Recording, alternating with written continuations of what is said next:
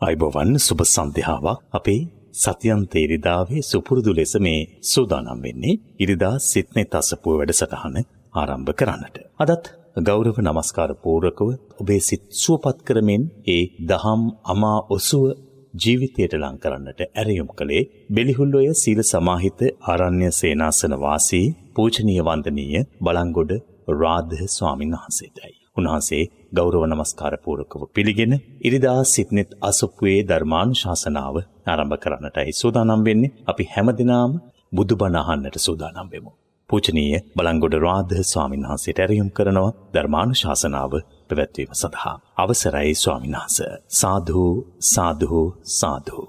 සමන්ත චක්කවාලේසු අත්‍රා ගච්ඡන්තු දේවතා සද්ධම්මං මුනි රාජස්ස සුනන්තු සංඝ මොක්ඛදම් ධම්මස්සවන කාලෝ අයං භදන්තා ධම්මස්සවන කාලෝ අයං භදන්තා ධම්මස්සවන කාලෝ අයං භදන්තා සුවිසුද්ධ සීලේසු සින්ධූපමස්ස සමාධි ධම්මේසු පඨවි සමස්ස අනන්ත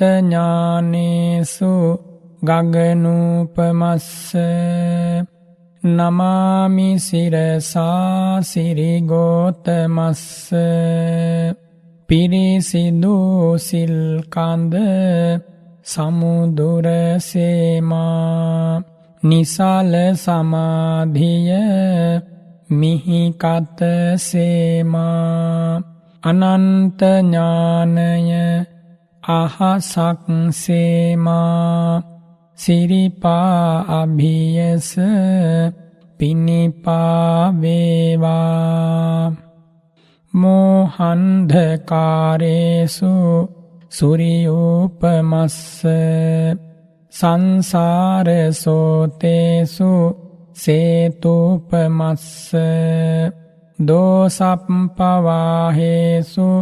මේඝූපමස්ස නමාමි සිරසා ධම්මාම තස්ස මොහන්දුර සින්දලන ලාහිරු සේමා සසර දියඹ මැද පහුරක් සේමා කෙලෙස් කිලුටු හල වැස්සක් සේමා සදහම් රුවනට පිනිපා වේවා පටිපත්ති සාරේසු සම්මාඨිතස්ස උජ්ජෝ භූත මග්ගේසු යානාගතස්ස කුසලේසු ධම්මේසු ඛෙත්තෝපමස්ස නමාමි සිරසා සුගතෝ රසස්ස පිළිවෙත් සරුවෙයි සුවඳක් සේමා දම් රස දනවයි මිහිරක් සේමා පින් ගඟ ගලනා නිම්නය සේමා මහසඟරුවනට පිනිපා වේවා සාධු සාධු සාධු. නමෝ තස්ස භගවතෝ අරහතෝ සම්මා සම්බුද්දස්ස නමෝ තස්ස භගවතෝ අරහතෝ සම්මා සම්බුද්දස්ස නමෝ තස්ස භගවතෝ අරහතෝ සම්මා සම්බුද්දස්ස දිට්ඨිංච අනුපගම්ම සීලවා දස්සනේන සම්පන්නෝ කාමේසු විනෙය්‍යගේ ධං නහි ජාතු ගබ්භසෙය්‍යං පුනරේතිති. අතිපූජනීය මහා සංඝරත්නයෙන් අවසරයි ශ්‍රද්ධාවන්ත පින්වතුනි, අද සිත්නෙත් අසපුවෙන් මේ උතුම් ධර්මදානය ඔබට ලබා දෙන්නේ අංක 296 නිල්පනාගොඩ මිනුවන්ගොඩ පදිංචි කුසුමා සූරවීර මහත්මිය. එතුමියට මේ උතුම් ධර්මදානය ශාන්ත අම නිවන පිණිසම වේවා කියලා අපි ප්‍රාර්ථනා කරමු. පසුගිය ධර්මදේශනා මාලාවේදී අප විසින් දේශනා කරනු ලැබුවේ භාග්‍යවත් වූ අරහත් වූ මුදිතා ආකරයක් බඳු බුදුරජාණන් වහන්සේ විසින් දේශනා කරන ලද මෛත්‍රී භාවනාව පිළිබඳවයි. අද දවසෙත් මා බලාපොරොත්තු වෙනවා ඒ උතුම් මෛත්‍රී භාවනාවට අදාළ කරුණු සාකච්ඡා කරන්නට. අද දේශනාවේදී මා ඔබට කියා දෙන්නේ බුදුරජාණන් වහන්සේ විසින් අනුදැන වදාළ අපි නිතර සජ්ජායනා කරන කරණීය මෙත්ත සූත්‍රය පිළිබඳව. බොහෝ දෙනාගේ බලාපොරොත්තුව මත මේ උතුම් ධර්මපරියාය දේශනා කරන්නට තීරණය කළේ කරණීය මෙත්ත සූත්‍රයේ අන්තර්ගත කරුණු 10ක් ජීවිතයට ගලපා ගත්තොත් පමණයි සැබෑ මෛත්‍රියක් අප හදවතේ ජනිත කළ හැකි වන්නේ. ගිහි වේවා පැවිදි වේවා අප දෙපිරිසටම කරණීය මෙත්ත සූත්‍රයේ උගන්වනු ලබන කරුණු සමුදාය එකසේම වැදගත් වෙනවා. මහෝපකාර වෙනවා. නිවන් සුවය කෙලවර කොට හැම සැනසීමක්ම ලබන්නට මේ කරණීය ධර්ම උපකාර වන නිසායි මේ උතුම් ධර්ම දේශනාවේදී ඒ පිළිබඳව දේශනා කරනු ලබන්නේ. හැමදෙනාම බොහොම සදහැසිත උපදවාගෙන යෝනිසෝ මනසිකාර්ය මුල් කරගෙන මේ ඇසෙන වචනයක් පාසා මෙනෙහි කරමින් බුදුරජාණන් වහන්සේගේ සිරිමුව මඩලින් වදාළ මේ ධර්මපරියාය හොඳින් අසා ජීවිතයට ගලපාගෙන මෛත්‍රී භාවනාමය කුසලය දියුණු කිරීම පිණිස කටයුතු කරයි කියලා මම බලාපොරොත්තු වෙනවා.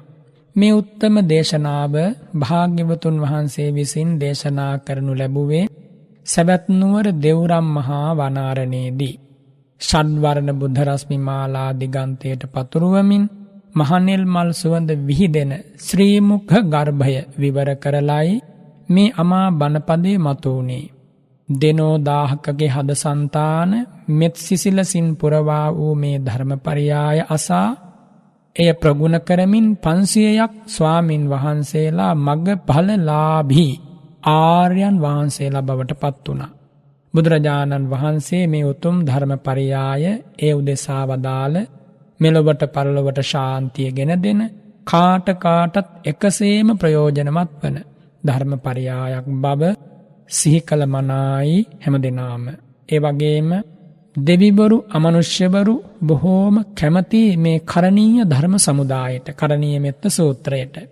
මේ උත්තම සූත්‍රය සුත්ත නිපාතේ නම් වූ පොත් වහන්සේගේ සඳහන් වෙනවා කුද්දක නිකායට අන්තර්ගතව. එහි අර්ථ කතාව මනාව පරිශීලනය කිරීමෙන් මේ කරණීය මෙත්ත සූත්‍රය කියන්නේ කුමක්ද? එහි අන්තර්ගතය කුමක්ද කියලා වටහා ගන්නට පුළුවන්. අද මේ ධර්ම දේශනාවත් සිද්ධ කරන්නේ කරණීය මෙත්ත සූත්‍රයත් එහි අර්ථ කතාවක් පාදක කරගෙන. එනිසා මේ වචනයක් නෑර ඊතා හොඳින් සවනට යොමු කරගෙන යෝනිසෝ මනසිකාරයෙන් හඳුනාගෙන නැවත මේ කරණීය මෙත්ත සූත්‍රය පිළිබඳව පදගතාර්ථය භාවාර්ථය හොඳට දැනගන්න.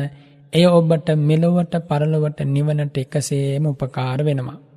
භාග්‍යවත් බුදුරජාණන් වහන්සේ සවැත් නුවර වැඩ ඉන්න කාලේ වස් සමාදන් වන කාලේ එළඹුණා. ඒ කාලේ බොහෝ ස්වාමින් වහන්සේලා නොඑක් දිසාවලින් ඒ භාග්‍යවත් වූ අරහත් වූ ධර්මරාජයන් වහන්සේ ළඟට වැල නොකැඩී පැමිණුනේ වස්සාන කාලයේ සුදුසු සෙනසුනකට ගමන් කරලා විවේක පාඩුවේ සමත විදර්ශනා භාවනාව පුරුදු කිරීම සඳහා උපදෙස් ලබා ගැනීම පිණිස. ඒ විදිහට දිගන්තයෙන් පැමිණි ස්වාමින් වහන්සේලා දෙස බැලූ භාග්‍යවතුන් වහන්සේ බුදු කරුණාව හදමඩලේ දරාගෙන රාග චරිතවලින් යුක්ත අයට සවිඥානික අවිඥානික වශයෙන් 11 වැදෑරුම් අසුභ කර්මස්ථානීය දේශනා කරනවා. ද්වේෂ චරිතයෙන් යුක්ත අයට 4 වැදෑරුම් මෛත්‍රී කර්මස්ථානීය දේශනා කරනවා. මෝහ චරිතයෙන් යුක්ත අයට මරණ සති කර්මස්ථාන ආදී දේශනා කරනවා. විතක්ක චරිතයෙන් යුක්ත අයට ආනාපාන සති කර්මස්ථානීය පඨවි කසිනාදී කසින භාවනා දේශනා කරනවා. ශ්‍රද්ධා චරිතයෙන් යුක්ත අයට බුද්ධානුස්සතිය ආදී අනුස්සති කර්මස්ථාන දේශනා කරනවා. ඒ වගේම බුද්ධි චරිතයෙන් යුක්ත අයට චතු ධාතු වවත්තානය මේ විදිහට දේශනා කරනවා. ඉතින් ওই විදිහට ඒ චරිතානුකූල කර්මස්ථාන ලබා දෙමින් බුදුරජාණන් වහන්සේ ශ්‍රී මුඛයෙන් ඒ වස් කාලයේ ආසන්න වෙලා ස්වාමින් වහන්සේලාට නිවන් මාර්ගය පෙන්වා වදාලා. ඒ කාලේ 500ක් පමණ ස්වාමින් වහන්සේලා භාග්‍යවතුන් වහන්සේ සමීපයට පැමිණිලා සිරිපා කමල් වන්දනා කරලා ශාන්ත අම ධර්මයේ ශ්‍රවණය කරලා සුදුසු සේනාසනයක් හොයමින් හිමවන්ත හෙවත් හිමාලය පර්වතය හා ඒකාබද්ධ වූ එක්තරා ගම්මානයක් ඇසුරු කරගෙන වස් සමාදන් වෙන්නට තීරණය කරලා වැඩම කළා.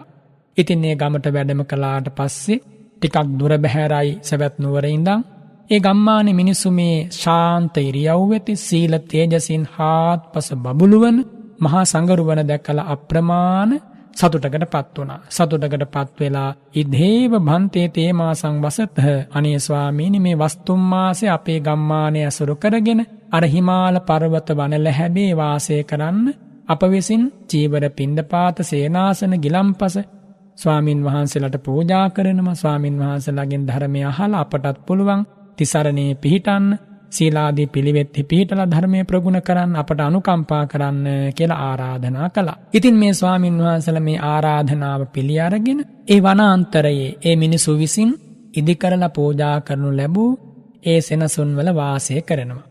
ඉතින් එහෙම වාසය කරනකොට ඒ ස්වාමින් වහන්සේලා අප්‍රමාදීව බුදුරජාණන් වහන්සේ වදාලා ආකාරයෙන්ම යෝනිසෝ මනසිකාරය පුරුදු කරමිනුයි වාසය කරන්නේ. ඒ ස්වාමින් වහන්සේලා බොහෝම සිල්වන්තයි.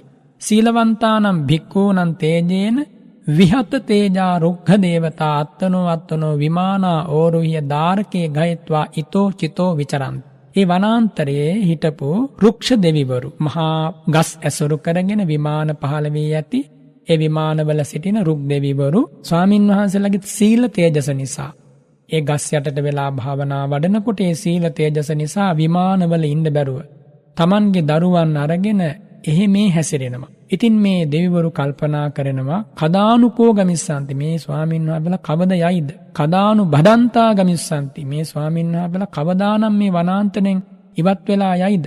ඉතින් මේ දෙවිවරු ප්‍රකාශ කරනවා පඨම වස්සූපගතා භික්ඛු අවස්සන් තේමා සංවසිස්සන්ති. මේ ස්වාමීන් වහන්සේලා මේ භික්ෂූන් වහන්සේලා අඩුම තරමින් වස්තුම් මාසයක්වත් මේ වනාන්තරයේ වාසය කරයි.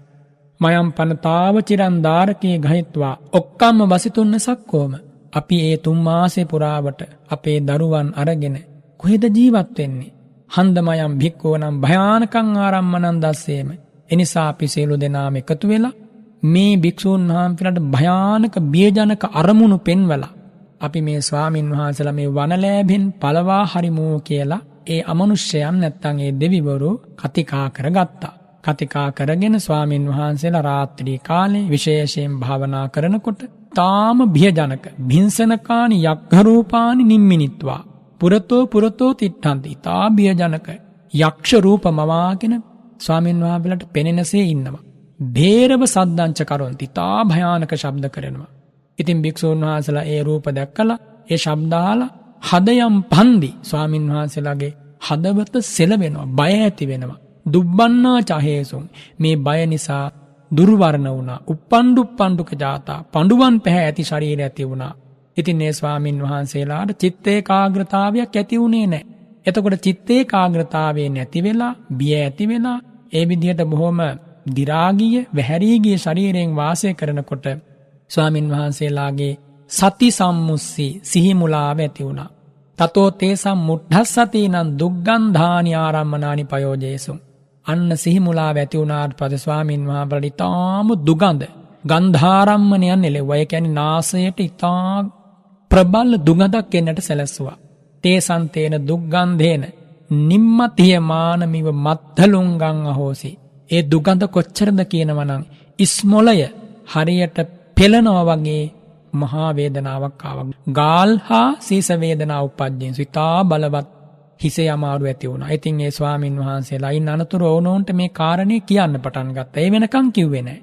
එක දවසක් ලොකු ස්වාමින් වහන්සේ ළඟට එකතු වෙලා මේ 500කට ආසන්න ස්වාමින් වහන්සේලා මේ කාරණය සැලකලාට පස්සේ ඒ ලොකු ස්වාමින් වහන්සේ ප්‍රකාශ කරනවා භගවතා ආවුසෝ ද්වේ වස්සූපනායිකා පඤ්ඤත්තා. ඒ භාග්‍යවත් වූ අප ශාස්ත්‍රෝන් වහන්සේ වස්වැසීම් දෙකක් අනුදැන වදාරලා තියෙනවා. පෙරවස් සමාදන් වීම සහ පසුවස් සමාදන් වීම. පෙරවස් සමාදන් වෙන දවසේ සමාදන් වෙන්න බැරි වුණා නම් ඉන්න අනතුරු මාසකින් පැමිණෙන්න මහ පොය දවසේ නැවත පසුවස් සමාදන් වෙන්නට පුළුවන්. ඉතින් මේ ස්වාමින් වහන්සේ ප්‍රකාශ කරන අම්හාකංච ඉදං සේනාසනං අසප්පාය. අපට මේ සේනාසනේ අසප්පායයි. එනිසා අපි භාග්‍යවතුන් වහන්සේ වෙත ගමන් කරලා මේ කාරණේ කියමු. මේ කාරණේ ප්‍රකාශ කරලා අඤ්ඤං සප්පාය සේනාසනං පුජ්ජාම. අපට ගැළපෙන වෙන සේනාසනයක් අසා දැනගෙන අපි එතනට ගමන් කරලා පසුවස් සමාදම් වෙමු කියලා මේ ස්වාමින් වහන්සේලා ප්‍රකාශ කළා. සියලු දෙනාම සවැත් නුවරට ගමන් කරලා බුදුරජාණන් වහන්සේගේ සිරිපා කමල් වන්දනා කළා. ඉතින් භාග්‍යවතුන් වහන්සේ අසා වදාරනවා න භික්කවේ අන්තෝ වස්සං චාරිකා චරිතම්බාති මයා සික්ඛාපදං පඤ්ඤත්තං කිස්සතුම් මේ චාරිකං චරත. මහණෙනි මම නුඹලාට ශික්ෂාපදයක් පනවලා තියෙනව නේද? වස් කාලේ ඇතුළත චාරිකාවේ ඇවිදින්න එපා කියලා.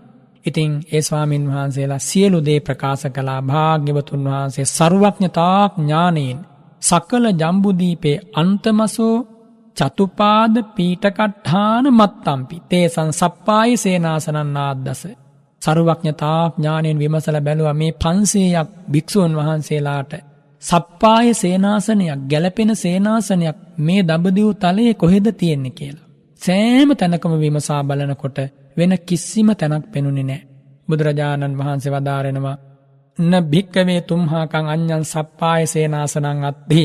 මහණෙනි නුඹලාට වෙන සප්පාය සේනාසනයක් නැහැ. තත්ථේව තුම්හේ විහරන්තා ආසවක්ඛයම් පාපුනිසත. මහණෙනි නුඹලා ඔය වස් සමාදම් වූ සේනාසනේ මිදගෙන දිනක ආසවක්ෂය කර ඥානය නුඹලා උපදවා ගන්නවා. ගච්ඡත භික්කවේ. එහෙනම් මහණෙනි නුඹලා එතෙන්ට යන්න. තමේව සේනාසනං උපනිස්සාය විහරත. ඒ වන ලැහැබම ඇසුරු කරගෙන නුඹලා වාසය කරන්න. සචේපන දේවතාහි අභයං ඉච්ඡත. නුඹලා මහණෙනි දෙවිවරුන්ගෙන් සහයෝගයේ බලාපොරොත්තු වෙනවා නම් නුඹලාගේ මහානදම් පිරීමට ඉමම් පරිත්තං උග්ගන්හත. මවිසින් දැන් දේශනා කරනු ලබන මේ පිරිත ඉගෙන ගන්න. ඒතං හිවෝ පරිත්තංච කම්මට්ඨානංච භවිස්සති. මේ ධර්ම පරයාය නුඹලාට ආරක්ෂක පිරිතක් වෙනවා. ඒ වගේම කමඨානකුත් වෙනවා, භාවනාරම්මණියකුත් වෙනවා කියලයි මේ කරණීය මෙත්ත සූත්‍රය ඒ භාග්‍යවත් සිරි මූමඩලින් දේශනා කොට වදාළේ. ඒ වගේම මේ මොහොතේ මේ සූත්‍ර දේශනාව දේශනා කරන්නට පෙර ආතුව භාග්‍යවතුන් වහන්සේ වදාරනවා අපිච්චකෝ ආරඤ්‍යකේන පරිහරණඤ්ඤාතබ්බං. මහණෙනි නුඹලා අරණ්‍ය සේනාසනයක ඉන්නවනම් මෙන්න මේ කරුණු ටික දැනගන්නට ඕන. කුමක්ද? සායම් පාතං කරන වශයෙන් ද්වේ මෙත්තා. උදේ හවස අනිවාර්යෙන්ම මෛත්‍රී කරන්නට ඕන. ඒ වගේම මේ මෛත්‍රී සූත්‍රය දේශනා කරන්නට ඕන. ද්වේ අසුභා ද්වේ මරණ සතිය. ඒ වගේම උදේ හවස අසුභ සතිය වඩන්නත් ඕන. උදේ හවා දිනකට අවම මට්ටමින් දෙපාරක් මරණ සති භාවනා වඩන්නට ඕන. ඒ වගේම අට්ඨ මහා සංවේග වත්තු මාවජ්ජනංච. මොනවද අට්ඨ මහා සංවේග වත්තු කියන්නේ? ජාති ඉපදී මම ඉපදීමේ ස්වභාවයෙන් යුක්ත කෙනෙක් කියලා නිතර හිතන්නට ඕනි. ජරා මම ජරාවට පත්වන කෙනෙක්. ව්‍යාධි මම ව්‍යාධියට එවත් ලෙඩ රෝග වලට පත්වන කෙනෙක්. මරණං මම මැරෙන ස්වභාවයෙන් යුක්ත කෙනෙක්. ඒ වගේම චත්තාරි අපාය දුක්ඛානි සතර අපායේ දුකට මම වැටෙන්නට පුළුවන් මේ ධර්මය අවබෝධ කරගත්තේ නැත්නම්. ඒ වගේම අතීතේ වට්ටමූලකං දුක්ඛං අතීතේ විඳින ලද සංසාර දුක ගැන මෙනෙහි කරන්නට ඕන. අනාගතේ වට්ටමූලකං දුක්ඛං, අනාගතේ එන්න පුළුවන් මේ ගමන ගියොත් සසර දුක විඳින්න සිද්ධ වෙන්න පුළුවන්. ඒ දුක ගැන මෙනෙහි කරන්නට ඕන. පච්චුප්පන්නේ ආහාර පරියට්ඨි මූලක දුක්ඛං, මේ ජීවිතේ පවත්වන ආහාර පාන සොයන්නට ඕන, සෙනසුන් සොයන්නට ඕන. මේ ජීවිතේ පවත්වන්න තියෙන දුක ගැන මෙනෙහි කරන්නට ඕන. මෙන්න මේ කරුණු 8 මෙනෙහි කිරීමට කියනවා අෂ්ඨමහා සංවේග වස්තුන් මෙනෙහි කිරීම කියලා. මෙහෙම මෙනෙහි කරන්නට ඕන ආරණ්‍යක වැඩ සිටින ස්වාමින් වහන්සේලා උදේහවා. ඒ වගේම ආරණ්‍යක පමණක් නෙමෙයි, මේ උතුම් ධර්මයේ ප්‍රගුණ කරන ග්‍රාමන්ත සේනාසන වේවා, අරණ්‍ය සේනාසන වේවා, කොතන වැඩ හිටියත්, පැවිදි වේවා, ගිහි වේවා, මේ අෂ්ටමහා සංවේග වස්තුන් සිහි කරමින් සංවේගය උපදවා ගන්නට ඕන සසර ගමන ගැන, ජීවිතය ගැන. එහෙම සංවේගය උපදවා ගත්තොත් විතරයි විරාගී මනසක්, විතදෝසි මනසක්, විතමෝහි මනසක් ඇති කර ගන්නට ලැබෙන්නේ. ඉතින් මේ විදිහට බුදුරජාණන් වහන්සේ දේශනා කරලා මෙත්තත්හංච පරිත්තත්හංච විපස්සනා පාදක ධානත්හංච ඉදං සුත්තම භාසි. මෛත්‍රිය පිණිසත්, ආරක්ෂාව පිණිසත්, විපස්සනාවට පාදක ධානයක් හෙවත් විපස්සනා පාදක සමත භාවනාවක් වෙනුවෙනුත් මෙන්න මේ කරණීය මෙත්ත සූත්‍රය දේශනා කළා. ඒ සූත්‍ර දේශනාව ගැනයි අද ඔබට මේ සංක්ෂිප්ත විවරණය කරන්නේ. මේ දේශනාව බොහොම ගම්භීර දීර්ඝ දේශනාවක්. ඊට සංක්ෂිප්තයෙන් මා දේශනා කළේ මේ අර්ථය මනාව ඉගෙන ගැනීම පිණිස. කරණීය මත්ථ කුසලේන යන්තං සන්තං පදං අභිසමෙච්ච සක්කෝ උජෝච සූජෝච සුවාචෝ චස්ස මුදු අනතිමානී. මේක තමයි පළමු ගාථාව.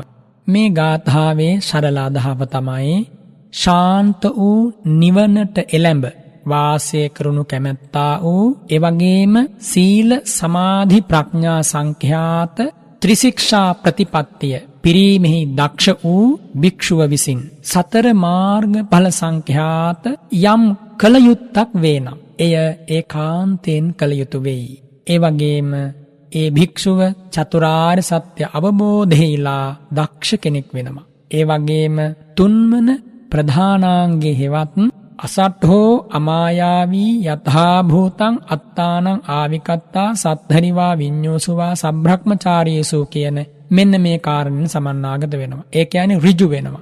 කුමක්ද ඍජුයි කියන්නේ? තමන්ගේ ස්වභාවය කපටි නොවි, වංක නොවි, සබ්‍රහ්මචාරීන් වහන්සේලාට, එකට ඉන්න ස්වාමින් වහන්සේලාට තමන්ගේ යථාව ස්වභාවය ගැන හෙළි කරනවා. පාප කර්ම කළ සංගවාගෙන ඉන්නේ නැහැ. එයයි ඍජු වීම කියන්නේ. උජු සූජූච කියලා කියන්නේ වඩාත් ඍජු වෙනවා ඒ කාරණේ. ඒ වගේම සුවච වෙනවා. ඒ කියන්නේ අවවාද පිළිගන්නා කෙනෙක් වෙනවා. ශාසන භ්‍රමචර්යාවේ ඉතා පහසුවෙන් යෙදෙන කෙනෙක් වෙනවා, මෘදු වෙනවා. ඒ වගේම ಜಾති ගෝත්‍රාදී වශයෙන් මාන ඇති කරගන්නේ නැහැ. මානේ නැති කෙනෙක් වෙනවා. අනතිමානී, මානේ නැති කෙනෙක් වෙනවා. මෙන්න මේ කාරණය තමයි පළමු ගාථාවෙන් බුදුරජාණන් වහන්සේ දේශනා කරන්නේ. තවත් ඔබට තේරෙන ආකාරයකින් ප්‍රකාශ කළොත් කරණීය මත්ථ කුසලේන, එයින් අදහස් කරනවා කරණීයං කාතබ්බං අත්ථ කුසලේන යන්තං සන්තම් පදං අභිසමෙච්ච විහරිතු කාමේන. මේ ප්‍රතිපදාව පිළිබඳව දක්ෂව කටයුතු කරන බුදුරජාණන් වහන්සේගේ ශ්‍රාවකයා යම් ඒ ශාන්ත අම නිවනක් වෙත අවබෝධමය වශයෙන් පැමිණ සැනසීමේ වාසය කිරීම බලාපොරොත්තු වෙනවා නම් ඒ උත්තම ප්‍රතිපදාව කරණීයං කළ යුතුයි. අත්ථ කුසලේන යන්තං සන්තම් පදං අභිසමෙච්ච විහරිතු කාමේන කරණීයං. ශාන්තම නිවනට පැමිණ වාසය කිරීමේ බලාපොරොත්තු ඇත්තා වූ භික්ෂුව විසින්, ශ්‍රාවකයා විසින් මේ උත්තම සීල සමාධි ප්‍රඥා සංඛ්‍යාත පිළිවෙත සම්පාදනය කළ යුතුයි. තවත් මා ඔබට සරල කරලා කියා දෙන්නම්.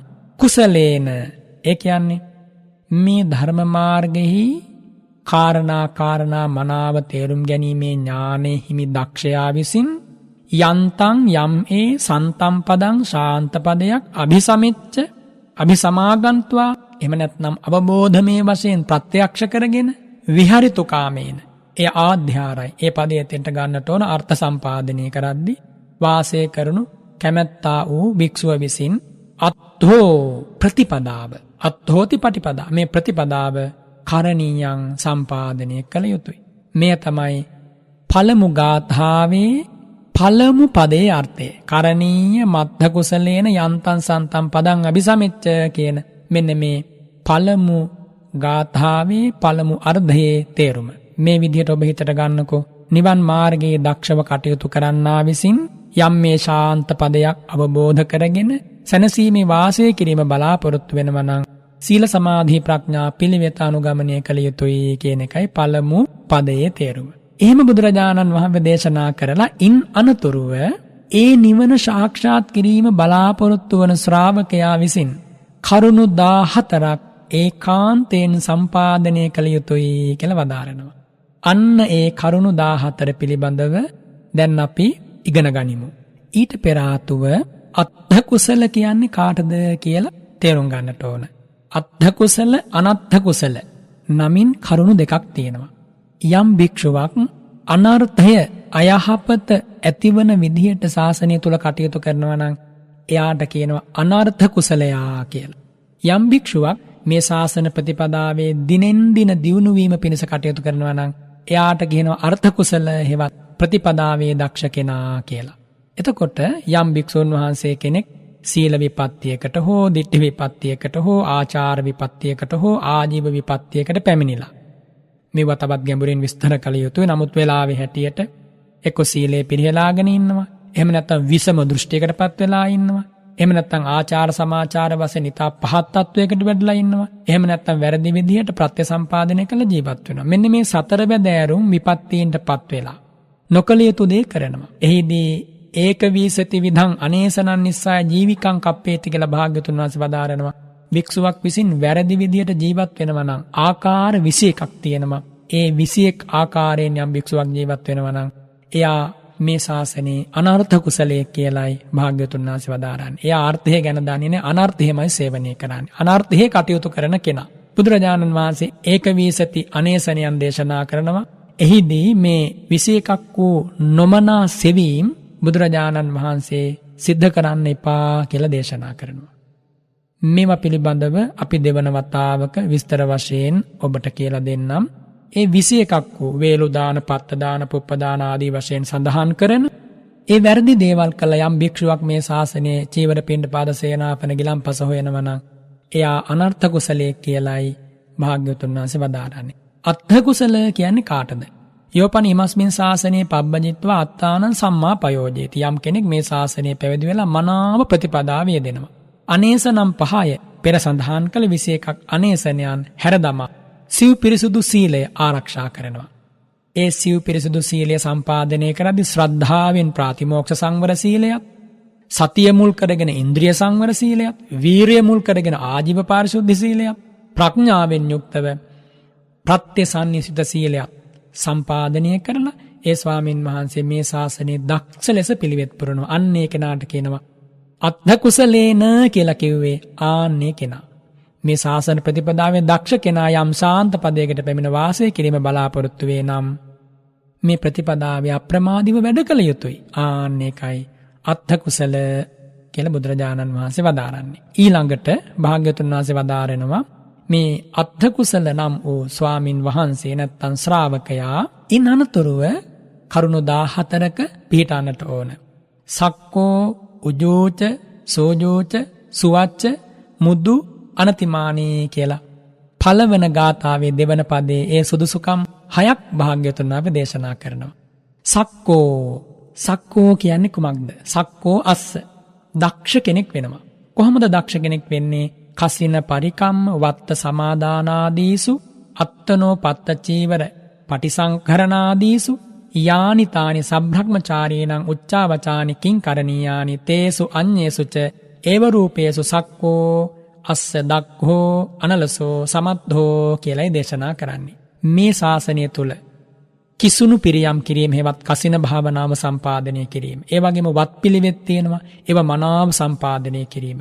ඒ වගේම තමන්ගේ පාත්‍රය, පාත්‍රාවත, චීවරවත මේව මනාව සම්පාදනය කිරීම හේවත් මේ පාත්‍රාසිවුරු පරිහරණය කරන හැටි, ඒවා සකස් කරන හැටි, ඒව ප්‍රතිසංස්කරණය කරගන්න හැටි, ඒ වගේම සබ්‍රහ්මචාරී ස්වාමින් වහන්සේලාත් එක්ක එකට ජීවත් වෙනකොට ඒ ස්වාමින් වහන්සේලාගේ කාරණාවලදී සහයෝගය ලබා දෙන හැටි මේ හැම දෙයකටම දක්ෂ වෙන්නට ඕනේ.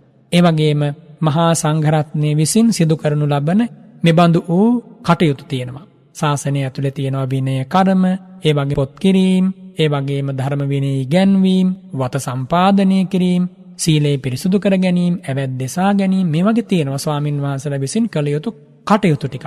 ඒ වගේ අප්‍රමාදී විය යුතුයි, එයා දක්ෂ විය යුතුයි. ආන්නේ කෙනාට කියනවා සක්කෝ කියලා. උජූච, උජූ කියලා කියන්නේ කාටද? සක්කෝ හොන්තෝ පිච්ච තතිය පධානියංග සමන්නාගමේන උජූවස්ස. එයා ඒ විදිහට දක්ෂ කෙනෙක් වෙලා තුන්වන ප්‍රධානංගයෙන් සමන්නාගතව ඉතා ඍජු කෙනෙක් වෙනවා. මොකක්ද තුන්වන ප්‍රධානංගය කියලා කියන්නේ? මේ ශාසනයේ බුදුරජාණන් වහන්සේ වීරිය වැඩිම පිණිස හේතු වන කරුණු 5ක් දේශනා කරනවා. ඒවට කියන පංච ප්‍රධානියංග කියලා. පළවෙනි එක තමයි බලවත් ශ්‍රද්ධාවෙන් යුක්ත වීම. දෙවන ප්‍රධානංගය තමයි වීරිය සඳහා හේතු වන ලෙඩ රෝග අඩු වෙලා ආහාර පාන මනාව දිරවන සමශීතෝෂ්ණයක් තම ශරීරයේ පැවතීම. තුන්වන ප්‍රධානංගයේ හෙවත් වීරිය සඳහා හේතු වන ධර්මාවබෝධය සඳහා හේතු වන කාරණය තමයි අසටෝ අමායාවී, කපටි නැති කෙනෙක් වීම. තමන්ගේ ඇතුළාන්ත ස්වභාවය සබ්‍රහ්මචාරීන් වහන්සේලාට ඇති ආකාරයෙන්ම හෙළි කරනවා. යම් ශික්ෂාපදයක් කැඩුනා නම් ඒ ගැන දැනුවත් කරනවා. ඒ ශික්ෂාපදයේ නැවත සකසා ගන්න ස්වාමීන් වහන්සේලාගේ උපදෙස් බලාපොරොත්තු වෙනවා. කපටි වෙන්නේ නැහැ. ආන්නේ කපටි නොවීම තමයි උජූ කියලා බුදුරජාණන් වහන්සේ දේශනා කරන්නේ. එයයි තුන්වන ප්‍රධානංගයෙන් සමන්නාගත වීම කියලා භාග්‍යවතුන් වහන්සේ දේශනා කරන්නේ. ඊළඟට භාග්‍යවතුන් වහන්සේ දේශනා කරනවා උජ්ජු හොන්තෝ පිච්ච සකින් උජුභාවේන දහර කාලේවා උජුභාවේන සන්තෝසං අනාපජ්ජිත්වා යාව ජීවං පුනප්පුනං අසිතිල කරණේන සුට්ඨු තරං උජුවස්ස කියලා. මේ ඍජු වෙනවා කියලා කියවහම අවස්ථාවකදී දෙකකදී ඍජු වෙලා අනික් තැන්වල කොහොන් වංක ප්‍රතිපදාවේ හැසිරෙන්නේ නැහැ. ජීවිතය ඇති තාක්ම යාව ජීවං නැවත නැවත සෑම කටයුත්තකම ඊතා හොඳින් අවංක භාවය රැක ගන්නවා. එසේ නැවත නැවත ඊතා හොඳින් අවංක භාවය රැක ගැනීමට කියනවා සූජූ කියලා. අමායාවිතාය සූජූ. ඍජු භාවය නැවත නැවත සම්පාදනය කරනකොට යා සූජූ වෙනවා. එහෙම නැත්නම් වඩාත් ඍජු කෙනෙක් වෙනවා. මේ විදිහට බුදුරජාණන් වහන්සේ වදාරනවා අසන්ත ගුණස්සවා අනාවී කරණේන උජු. Tamanගේ නැති ගුණ කියන්නේ නැහැ කිසිදාක භික්ෂුවක්. ඒ වගේ නැති ගුණ නොකීම නිසාමයි භික්ෂුවක් උජු නම් වූ ගුණයෙන් යුක්ත වෙන්නේ. අසන්ත ගුණේන uppannassa ලාභස්ස අනධී වාසනේන සුහුජු. Tamanගේ නැති ගුණ ගැන යම් ගිහි කෙනෙක් පැහැදිලා සිව්පසය පූජා කරනවා. ඒවා බාරගන්නේ නැහැ. බලන්න කොච්චරනම් ඍජු වෙන්නට ඕනද මේ ප්‍රතිපදාවේ. සමහර විට ගිහි ඇත්තෝ ස්වාමීන් වහන්සේලා දිහා බලලා මේ ස්වාමීන් වහන්සේ මගපරලාභී කෙනෙක් වෙන්න ඇති ආදී වශයෙන් සිතට අරගෙන සිව්පසය පූජා කරනවා. භික්ෂුව දැනගත්තොත් මේ ගිහි ඇත්තෝ මං ගැන වරදවා තේරුම් අරන් තියන්නේ මම මාර්ගඵලලාභියෙක් කියලා හිතාගෙන ඉන්නවා කියලා භික්ෂුව තේරුම් ගත්තොත් ඒ ලැබෙන සිව්පසය පිළිගන්නේ නැහැ. ඒ පිළි නොගැනීමමයි සුහුජූ කියලා කියන්නේ. බලන්න කොච්චරනම් මේ ශාසනය ගමන් කරන ස්වාමීන් වහන්සේ අහිංසක කෙනෙක් වෙනවද? අවංක කෙනෙක් වෙනවද? එනිසා දැන් ඔබට වැටහෙන්නට ඕන උජ්ජු සූජු කියන පද දෙකේ තේරුම. ඒ ලක්ෂණ දෙක ගිහි වේවා පැවිදි වේවා අපි දෙපිරිසගේ එකසේ පිහිටියොත් තමයි මේ නිවන් මාගේ සැනසීම ඔබට ලබා ගන්න පුළුවන් වෙන්නේ. ඊළඟට සුවචෝ චස්ස මුදුවනතිමානි. සුවචෝ කියන්නේ කුමක්ද? යෝහි පුග්ගලෝ ඉදං කත්තබ්බන්ති වුත්තෝ කින්තේ දිඨං කින්තේ සුතං කෝමේ සුත්වා වදසි. යම් භික්ෂුවකට වැඩිහිටි ස්වාමින් වහන්සේ කෙනෙක් අවවාද ලබා දෙනවා. එවත්නි ඔබ මේ වැඩේ කරන්න එපා. මේක ගැලපෙන්නේ නැහැ ඔබට. ඒ විදිහට අවවාද කරනකොට යම් භික්ෂුවක් අහනවා නම් ඔබ වහන්සේ මොනවද දන්නේ? ඔබ වහන්සේ දැක්කේ මොකක්ද? ඔබ වහන්සේ ඇහුවේ මොකක්ද? කාගෙන් අහලාද ඔහොම මට කියන්නේ? මගේ ආචාර්යයන් වහන්සේ උපාධ්‍යායන් වහන්සේත් එක්ක ඔබ වහන්සේ හිතවත්ද? ආදී වශයෙන් පෙරලා ප්‍රශ්න අහනවා. එහෙම නැත්නම් තුන්හි භාවේනවා තං විහෙසේති. අහපු ප්‍රශ්නෙට උත්තර නොදී ඒ වැඩිහිටි ස්වාමීන් වහන්සේව වෙහෙසටපත් කරනවා. එහෙමත් නැත්නම් සම්පටිච්චිත්වාවා නතතහා කරෝති. අවවාදයේ පිළිගන්නව හැබැයි පිළිපදින්නේ නැහැ. ආන්‍යයාට කියන්නේ දුර්වචයා කියලා. දුබ්බච කෙනා, කීකරු නැති කෙනා. මේ ධර්මයේ උගන්වනවා සෝ විශේෂාධී ගමස දූරේ හෝති. ඒ පුද්ගලයාට මේ ශාසනයේ පුබ්බේනාපරං විශේෂං ඉන්න තැනට වඩා දියුණුවක් නම් කවදාකවත් ලබන්න බෑ. ඉන්න තැනින් පිරිහෙනවා. එහෙම නැතුව යම් භික්ෂුවක් අවවාද අනුශාසනා කරද්දී සාදු භන්තේ සුට්ඨුමුත්තං අනේ ස්වාමීනි කොච්චරනම් හොඳයිද. අත්තනෝ වජ්ජන්නාම දුද්දසං හෝති. තමන්ගේ වැරද්ද තමන්ට පේන්නේ නෑනේ. පුනපිමං එව රූපං දිස්වා වදෙය්‍යාත. අනේ ස්වාමීනි මට නැවතත් මේ වගේ වැරද්දක් දැක්කොත් පෙන්වලා දෙන්න. අනුකම්පං උපාදාය මට අනුකම්පා කරමින් අවවාද කරන්න.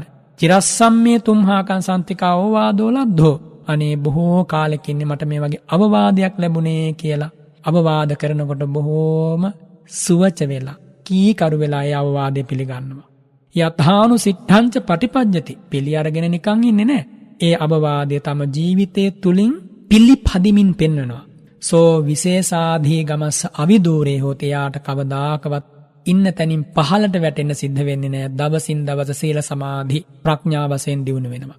ඒ විදිහට ඒවං පරස්ස වචනං සම්පටිච්චිත්වා කරොන්තෝ සුවචෝච අස්ස. වැඩිහිටි ගෞරවනීය ස්වාමින් වහන්සේලාගේ අවවාද අනුශාසනා පිළිගෙන ඒ විදිහටම කටයුතු කිරීමට කියනවා සුවච වීම කියලා. මා මේ ඔබට මේ උතුම් පෙළ දහම සමගම කියලා දෙන්නේ. නැවත ඔබට මේ බණපද ගැන අමුතුවෙන් ආයි විමසන්න උවමනා වෙන්නේ නැහැ. මේ විදිහට අර්ථ හොඳට දරාගත්තට පස්සේ පදෙන් පදේ තේරුම් ගන්න. පදෙන් පදේ තේරුම් අරගෙන තම ජීවිතේට ගලපා ගන්න. අපට මේ අනන්ත සසර ගමනේ අද්ද වෙනකම් සසර දුක නිමා කරන්න බැරි වුණේ ඇයි? මේ කියන අහිංසකකම ජීවිතේ තිබුණේ නැහැ. ප්‍රතිපදාවේ දක්ෂ වුණේ නැහැ. ශාන්තම නිවන් පදේ අවබෝධ කිරීමෙහි දක්ෂ වුණේ නැහැ. ඒ වගේම ඍජු වුණේ නැහැ. කපටි වුණා. මායාවී වුණා. අවංක වුණේ නැහැ. අවවාද අනුශාසනා කරන්නේ නැති අපට ಜಾති පෙර කල්යාණ මිත්‍රයෝ අපි පිටු පෑවා. සට කපටි වුණා. ඒවා හදවතින් දරාගත්තේ නැති නිසායි තාම සසර දුකට වැටිලා මේ ගමන් කරන්නේ. එනිසා මේ ගුණ 14 ශක්ති පමණින් ඇති කරගන්න බලන්න. ඇති කරගත්තොත් ඔබ මේ සසර දුකින් අත මිදෙනවා ඒකාන්ත වශයෙන්. භාග්‍යවතුන් වහන්සේ ගැන අසීමිත විශ්වාසයක් තබා ගන්න. සම්මා සම්බුද්ධෝ වතස්සෝ භගවා. ඒ භාග්‍යවතුන් වහන්සේ කාන්තෙන් සම්මා සම්බුද්ධයි. එහිලා මට කිසිම සැකයක් නැහැ කියන මේ අව්‍යාජ හැඟීම හද මඩලේ ගලේ කොටපු අකුරක් වගේ ඇති කරගන්න වටිනවා. බලන්න බුදුරජාණන් වහන්සේගේ බුද්ධ වචන මොනතරම් පිවිතුරුද, පිරිසිදුද, සාන්තද, සුන්දරද, අමලද, නිමලද. මෙච්චර උත්තම ධමයක් ලැබිච්ච වෙලාවේ ප්‍රමාද වෙන්න එපා. මේ ගුණ ධර්ම සමුදාය තිරිසන් සතෙකුට ඇති කරගන්න බෑනේ. තිරිසන් සතෙකුට පුළුවන් ද සක්කෝ කියන ගුණය ඇති කරගන්න? තිරිසන් සතෙකුට පුළුවන් ද උජු සූජු සුවච කියන ගුණ ඇති කරගන්න? ඔබටනේ පුළුවන්කම තියෙන්නේ. එනිසා මේ ලස්සන මිනිස් ජීවිතය පවිතු මලින් අවලස්සන කරනොගෙන මේ කරණීය ධර්ම සමුදායෙන් ලස්සන කරගන්නයි මේ නිශායම මුවදොර මේ මෙත්ත සූත්‍රයෙන් ඔබට ධර්ම දේශනා කරන්නේ. මෙවුවා ඔබේ හදමඩලේ පිහිටුවා ගන්න බලන්න. පෙර අපේ ජීවිතවල ඕන තරම් අඩුපාඩු සිද්ධ වෙලා ඇති. මේ මොහොතේ පටන් මේ ධර්ම ටික පිහිටුවා ගත්තොත් හෙට උදෑසන වෙනකොට ඔබ මැරිලා ගියා. මේ පිවිතුරු ධර්ම අනුහසින් ඔබ සුගතියක හෝ ඉපදිලා මේ භව ගමන නිමා කරනවා. එනිසා මේ ධර්ම සමුදාය හදවතේ පිහිටුවාගෙන එක රාත්‍රියක් ජීවත් වුණත් ඇති. අද ධර්ම දේශනාවෙන් මුළුමනින්ම මේ සූත්‍රය විස්තර කරන්නට බෑ. හැකිතාක් විස්තර කරනවා. ඒ විස්තරය නැවත නැවත පටිගත කරගෙන ශ්‍රවණය කරන්න, ලියාගෙන හොඳට අධ්‍යයනය කරන්න, හිතට ගන්න. මේ කරණීය ධර්ම පරියාය වද මනාව ධාරණය කරගත්තොත් නිවන් මගේ ගමන් කරන ඔබට මහෝපකාර වෙනවා. බුදුරජාණන් වහන්සේගේ ධර්මය ස්වාක්ඛාතයි සම්දිට්ඨිකයි, ඒකාන්තයෙන් අකාලිකයි. මේ දහමට ඕනෑම කෙනෙකුට ආරාධනා කරන්නට පුළුවන්. ඇවිල්ලා බලන්න කොච්චරනම් ශ්‍රේෂ්ඨද මේ දහමේ සෝබත් විඳින්න කියලා සුහදව මෛත්‍රී පූර්වාංගම මනසකින් වදන් වැලකින් ආරාධනා කරන්නට පුළුවන්. භාග්‍යවතුන් වහන්සේ කාගෙත් ශාස්ත්‍රූන් වහන්සේ අභීතුව ප්‍රකාශ කරන්න. භාග්‍යවතුන් වහන්සේ ජාති කුල මල භේද සලකලා නෙමෙයි මේ අමා ධර්මයේ දේශනා කළේ. දෙවියොත් සැනසෙව්වා දහමින්, බ්‍රහ්මයොත් සැනසෙව්වා දහමින්, මිනිසුන්ගේ හදවතින් හදවත දහම් සුවයා කළා. බලන්න කොච්චරනම් නිහතමානී උත්තම උත්තම පූජනීය ශාන්ත සුන්දර හදමඩලක්ද ඒ භාග්‍යවතුන් වහන්සේ තිබුණේ. ඒ හදමඩලෙන් උතුරා ආ මෙත්තම ධාරාවෙන් ඔබ හදවත සනහා ගන්න. කරුණාම ධාරාවෙන් ඔබ හදවත සනහා ගන්න. මුදිතා අම ධාරාවෙන් ඔය ජීවිතය සුවපත් කරගන්න. ශාන්ත බ්‍රහ්ම විහාර ධාරාවෙන් ඔබේ ජීවිතය සුවපත් කරගන්න ඔබට පුළුවන්. ඔබ පින් ඇති කෙනෙක්, ඔබ ගුණ ඇති කෙනෙක්, ඔබ ලස්සන මිනිස් ජීවිතයකට ආපු කෙනෙක්. අහෝ ඔබ මේ මහ පොළොවේ ජීවත් වන වටිනාම ධනයට හිමිකම් කියන කෙනෙක්. කුමක්ද ඒ ධනය? ශ්‍රද්ධාව නම් වූ ධනය. ඔබට තියෙනවා තිසරණේ නම් වූ පිහිට. ඔබට තියෙනවා ලෝකෙන් මිල කරන්න බැරි මාණික්‍ය රත්නේ උරුමය. ඒ භාග්‍යවතුන් වහන්සේ යංකින්ච විත්තං ඉදවා හුරං වාසග්ගේ සුවායන් රතනම් පනීතං නනෝ සමං අත්ති තථාගතේන. මේ ලෝකේ නෑ බුදුරජාණන් වහන්සේ හා සම රතනයක්. ඒ උත්තම රතනය හදවතින් දරා සිටින ඔබ හැඬිය යුතුද? වැළපිය යුතුද? ශෝක කළ යුතුද? පසුතැවිය යුතුද? කනගාටුවට පත්විය යුතුද? සන්තාපයට පත්විය යුතුද? එසේ පත්විය යුතු නෑ. ඔබට මෙච්චර අමල නිධානයක් ලැබිලා තියෙද්දි ඔබ සතුටින්ම ජීවත් වෙන්න. එක්ක නිමේෂයක් තත්පරයක් ජීවත් වුණත් සෑහෙනවා ඒ සතුට සමග. උත්තම රතනයේ හිමිකම ලැබූ, උත්තම ධනයේ හිමිකම ලැබූ, උත්තම උරුමයේ හිමිකම ලැබූ, උත්තම ශාන්තියේ හිමිකම ලැබූ ඔබවන් කෙනෙක් මේ උත්තම දහමේ හැසිරෙනකොට කොච්චර ලස්සනයිද ඔබේ ජීවිතය. එනිසා මොහොතකටවත් එපා මේ ශාසන ප්‍රතිපදාවෙන් ඉවත් වෙන්න. නිමේෂයක්වත් එපා ඔය හදවතේ වෛරයට, ද්වේෂයට, රාගයට, මෝහයට, පාපයට ඉඩ දෙන්න. ප්‍රතාපවත් වූ තේජවන්ත වූ ශෛලමය පර්වතයකින් ජල ධාරාවක් ගලාගෙන එනවා. සිසිලසයි, සුන්දරයි, ප්‍රණීතයි. ඒ ජල ධාරාව රැලි තරඟ නංවමින් මද පවනින් ඇලලී යමින් ගලා බසිනවා. මොකක් මේ ජල ධාරාව? බුදුරජාණන් වහන්සේගේ ශ්‍රී සද්ධර්මයේ නම් වූ අමා ධාරාව. ඒ අමා ධාරාවට ඕනෑම කෙනෙකුට ඇතුල් වෙන්න පුළුවන්. සුතිත්තං, ඒ අමා ධාරාවට ඇතුල් වීම පිණිස මනා තොටුපොළවල් ඕනම තැනකින් බැස ගන්නට පුළුවන්. බිය නෑ, සැක නෑ, සංකා නෑ. ඒ බුදුරජාණන් වහන්සේගේ දහම් ධාරාවෙන් හදවත නිවාගෙන සුවපත් කරගෙන නිර්වාණය නම් වූ ශාන්තම සාගරයට ඔබ ජීවිතය ඒකාන්තයෙන් ප්‍රවේශ වෙනවා.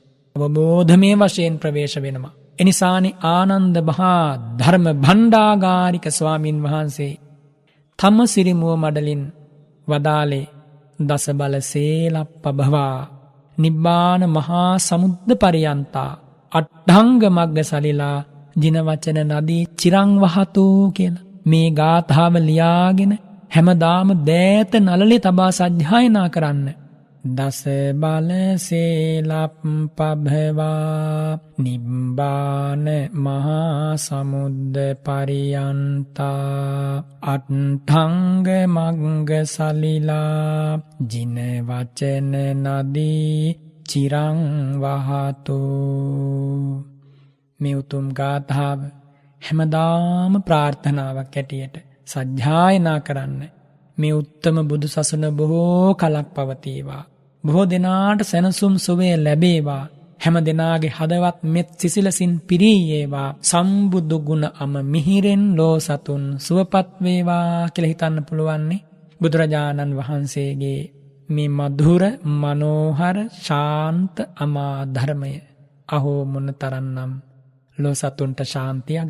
එනිසා ඔබ ඒ විදිහට උදේ හවා හිතමින් සුවච්ච කෙනෙක් වෙන්න මේ හැම බණ පදයක්ම ජීවිතයට ගලපා ගන්න බලන්න. මේ ස්වාමින් වහන්සේලා දේශනා කරන්නේ ඔබ කෙරෙහි බොහෝම කරුණාවෙන්, මෛත්‍රියෙන් ඔබ මේ දහමේ සුව ජීවිතේ ලබාවී කියලා. ඊළඟට භාග්‍යවතුන් වහන්සේ වදාරනවා මුදු අස්ස, මුදු කෙනෙක් වෙනවා. මුදූති, මොකක්ද මුදු කෙනෙක් කියලා කියන්නේ? මුදූති ගහට්ඨේහි දූත ගමන පහින ගමනාදීසු නියුජ්ජමානෝ තත්ථ මුදු භාවං අකත්වා තද්ධෝ හුත්වා වත්ත පටිපත්තියං සකල බ්‍රහ්මචරියේච මුදු අස්ස සුපරිකම්ම කත සුවන්නං විය තත්ථ විනියෝගක්ඛමෝ. අන්න එහෙමයි භාග්‍යතුන් වහන්සේ දේශනා කරන්නේ. ගිහියැත්තෝ ඇතැම් විට නොදන්නා කම නිසා ස්වාමින් වහන්සේලාත් එක්ක වැරදි දේවල් සිද්ධ කරනවා. සමහර විට ගිහියැත්තෝ කියනවා ස්වාමින් වහන්සේලාට අපට අසවල් වැඩේ කරලා දෙන්න. අපේ මේ පණිවිඩය අරගෙන යන්න. ඒ විදිහට ප්‍රකාශ කරනවා. ඒ වගේ දේකදී ස්වාමින් වහන්සේ කෙනෙක් මෘදු විය යුතු නැහැ. ඒ වගේ තැනකදී ඍජු විය යුතුයි. ඒ වගේ තැනකදී ගිහි කෙනෙක් වැරද්දක් කරනකොට වළක්වන්නට ස්වාමින් වහන්සේ කටයුතු කරන්නට ඕන. අනේ මේ ගිහියැත්තාගේ හිත රිදෙනවනේ. අනේ මේ ගිහියැත්තා මා ගැන අපහදීනේ. එහෙම හිතලා හරියන්නේ නැහැ. මනාව කාරණේ තෝරා දෙන්නට ඕන. අන්නේ වගේ තැනකදී ටිකක් දැඩිවීමත් මේ උතුම් ප්‍රතිපදාවේ මෘදුවීමක් කියලායි භාග්‍යවතුන් වහන්සේ දේශනා කරන්නේ. ඉතින් ඒ නිසා ගිහියැත්තෝ වේවා ලොකු ස්වාමින් වහන්සේලා යටතේ ඉන්න පොඩි ස්වාමින් වහන්සේලා වේවා යම් වැරැද්දක් සිද්ධ කරනකොට ඒ වගේ අවස්ථාවකදී මනාව තෝරා පහදා දෙන්නට ඕන. ඒ වගේම තමයි වත්තපටිපත්තියන් මේ ශාසනයේ වත් පිළිවෙත් පුරන්න තියෙනවානේ. මේ සීල සමාධි ප්‍රඥා වඩනකොට ස්වාමින් වහන්සේලා ඒ ප්‍රතිපදාව තුළ මුළු බ්‍රහ්මචර්යාවේදීම ශාසන බ්‍රහ්මචර්යාව තුලදී ඊටා මෘදුව ඒක පීඩාවක් කරගන්නේ නැතිව මේ බ්‍රහ්මචර්යාව ආරක්ෂා කරනවා. පිළිවෙත් වත් පිළිවෙත් පීඩාවක් කරගන්නේ නැහැ. අනේ බොමලු අමදින්න තියෙනවානේ. චෛත්‍ය වත කරන්න තියෙනවානේ. බුදුමැදුරේ වත කරන්න තියෙනවානේ. සංඝරත්නයට වත් කරන්න තියෙනවානේ. ජනතාගාර ආගන්තුක සේනාසන වත තියෙනවානේ. මේවා හැමදාම කරන්න වෙනවා.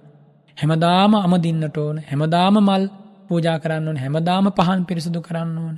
හැමදාම දානශාලාව අමදින්න ඕන. මෙහෙම හිතලා හරියන්නේ එසේ නොහිතා ඒවා බරක් පීඩාවක් කර නොගෙන සම්පාදනය කිරීමටයි මෘදු වීම කියලා කියන්නේ. හරියට මනාව පෙරා ගන්නා ලද රත්තරන් ඕනෑම භාණ්ඩයක් සකස් කිරීම පිණිස සුදුසු යන්නේ වගේ මේ ශාසනයේ ජීවත් වන ස්වාමින් වහන්සේ මේ පිළිවෙතෙහි මනාව දක්ෂ වෙන්නට ඕන.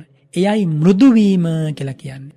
ප්‍රතිපදාව තුල කුටිල නොවි, කම්මැලි නොවි, දැඩි නොවි, හිතුවක්කාර නොවි කටයුතු කරන්නට ඕන. දැන් මේව ඇහෙද්දි ගිහියත්තු කොහොමද කල්පනා කරන්නේ? ගිහියත්තොත් හිතන්නට ඕන මේ ප්‍රතිපදාවේ උදේ පාන්දර අවදි වෙලා පැයක් හමාරක් භාවනාවක යෙදීම, බුදුරජාණන් වහන්සේගේ සිරිපාභියස මල් දෝතක් පිදීම, උයා පිහා ගන්නා දෙයකින් භාග්‍යවතුන් වහන්සේ දාන වේලක් පූජා කිරීම මෙව්ව බරක් කරගන්න එපා. බොහොම පහසුවෙන් බොහොම සැහැල්ලුවෙන් කරන්න, වමනාවෙන් කරන්න. ඒ වගේම රාත්‍රී කාලයේත් හවස් කාලයේත් භාග්‍යවතුන් වහන්සේ වෙනුවෙන් භාග්‍යවතුන් වහන්සේගේ අනන්ත ප්‍රඥාව සිහි කරගෙන පහනක් දැල්වලා සුවඳ ටිකක් පූජා කරලා පිවිතුරු මල් දෝතක් පූජා කරලා පැන් ගිලම්පස ටිකක් පූජා කරලා වන්දනාවක් කරලා පිරිස් සූත්‍ර ටිකක් සජ්ජායනා කරලා පැයක් හමාරක් භාවනාවක යෙදෙන්න කාටත් හැකියාව තිබිය යුතුයි. කවුරුත් මැරෙනවනේ. එනිසා හැමදෙනාට මේ අවස්ථාව ජීවිතවල හදාගන්න. අනිත් හැමදේටම වෙලාව තියෙනවා. මේ උත්තම ප්‍රතිපදාව පුහුණු කරන්න වෙලාවක් නැහැ කියලා කෙනෙක් කියනවනම් එයා මේ දහමේ දක්ෂ කෙනෙක් නෙමෙයි. අර සක්කෝ කියපු ගුණේ යාගෙන උජ්ජු කියපු ගුණේ නැහැ. සූජු කියපු ගුණේ නැහැ. සුවච කියන ගුණේ නැහැ. ඒ මුල් ගුණ හතර තිබුණොත් තමයි මේ මෘදු කියන ගුණය පිහිටන්නේ. එහෙනම් ප්‍රතිපදාවේ දක්ෂ වෙන්න, කපටි වෙන්න නැතුව අවංක වෙන්න, වඩාත් අවංක වෙන්න, කියන දේ හොඳින් අහගෙන ඉඳලා පිළිපදින්න. එතකොට මේ ප්‍රතිපදාව ඔබට බරක් වෙන්නේ නැහැ. ඔබට පුළුවන් ඉතා ගෞරවයෙන් පිළිපදින්න. ස්වාමින් වහන්සේ නමක් නම් ආදරයෙන් මේ ප්‍රතිපදාවේ දෙන්න. මේ උත්තම පැවිදි ජීවිතේ අනේ මට ලැබුණා. කල්ප කෝටි ගණනකින් හිමි වෙච්ච ජීවිතේ ලැබුණා. ගිහි ජීවිතවලින් අයින් වෙලා ලස්සන පැවිදි ජීවිතයක් ගත කරන්න ලැබුණා. මා රකින්න සීලය ශික්ෂාපද කෝටි ගණනකින් යුක්තයි. දෙවියෝ පවා සාදුකාර දෙනවා. බලන්න මේ හුදකලා ජීවිතයේ තියෙන රමණීය භාවය. කිසි පලිබෝධයක් නැහැ. හිතට ගතට පීඩාවක් නැහැ. ශාන්තයි සුන්දරයි. මෙහෙම හිතනකොට ස්වාමින් වහන්සේ කෙනෙකුට මේ ප්‍රතිපදාව අප්‍රිය වෙන්නේ නැහැ. දවසින් දවස ප්‍රිය වෙනවා. අනේ මට ಜಾති පැවිදි ජීවිතම හිමි වේවා කියන අදහස මේ ප්‍රතිපදාවේ ගමන් කරන ස්වාමින් වහන්සේලාට ඇති වෙනවා තම හදවතේ. එනිසා ස්වාමින් වහන්සේලා එහෙම කටයුතු කරනකොට මේ පොළොව තලයට ගහකොළට ඉරහඳට මේ ස්වභාවික පද්ධතියට පවා ඒක ආශිර්වාදයක්. කලට වැසි වසී අකලට නෑ වහින්නේ.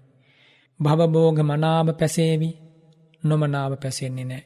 රට රජු ධාර්මික වෙනවා, මිනිසුන්ගේ හිත් යහපත් වෙනවා. මේ මෛත්‍රී අනුහස අප්‍රමාණයි.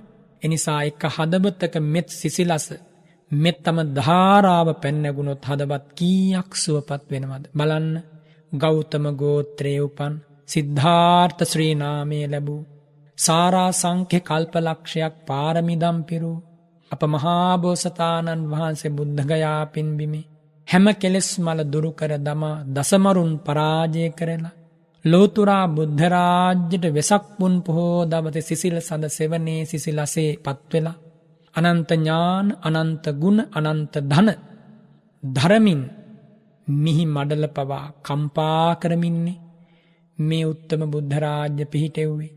ඒ අසිරිය ලෝකෙට ලබා දුන්නේ සිංහනාද කලානි බුදුරජාණන් වහන්සේ ගෝතමක චෛත්‍යස්ථානයේ වැඩ ඉඳගෙන අභිඤ්ඤායාහම් භික්කවේ ධම්මං දේසේමි. මහණෙනි මම මේ ධර්මයේ දේශනා කරන්නේ අවබෝධ කරගෙනමයි. නෝ අනභිඤ්ඤාය අවබෝධ නොකරගෙන නෙමෙයි.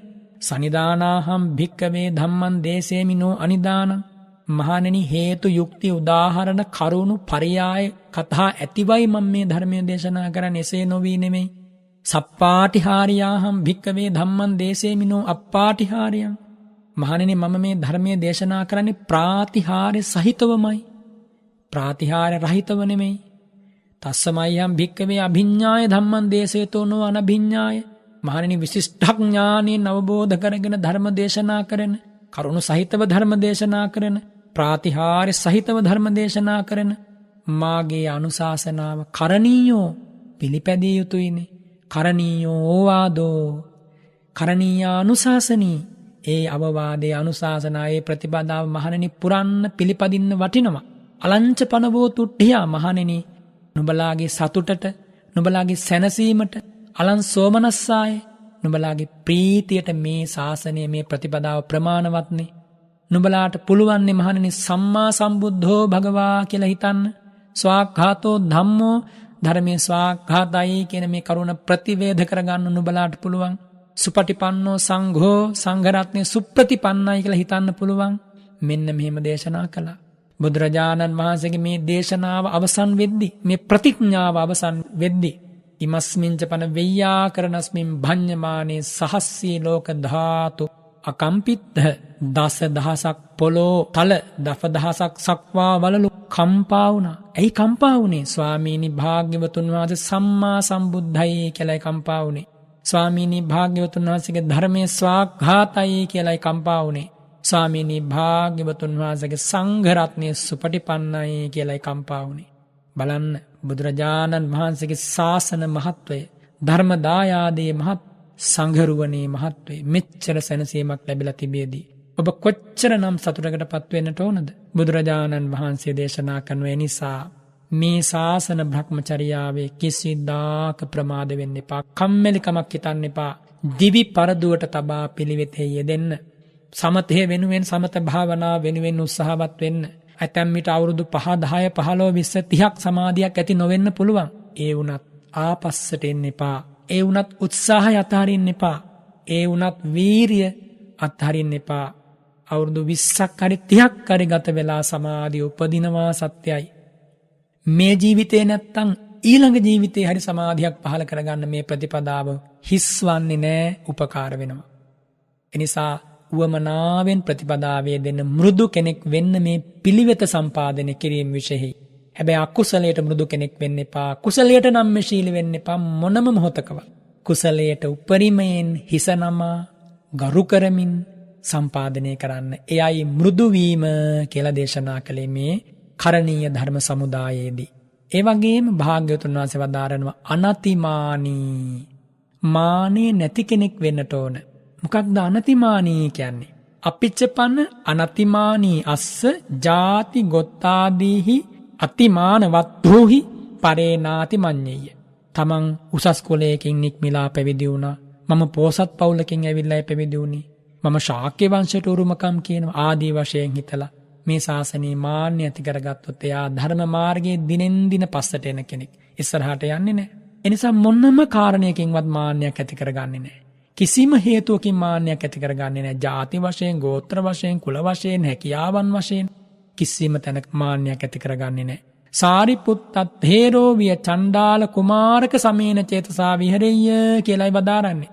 සාරිපුත්ත ස්වාමින් වහන්සේ වගේ හරියට චණ්ඩාල කුලයේ උපන් දරුවෙක් යම්සේද යම් මනෝභාවයකින්ද හැසිරෙන්නේ අන්නේ නිහතමානී භාවයෙන් මම ජීවත් වෙනවා කියලානේ ධර්මසේනාධිපති ස්වාමින් වහන්සේ භාග්‍යවතුන් වහන්සේ ඉදිරියේ සිංහනාද කළේ.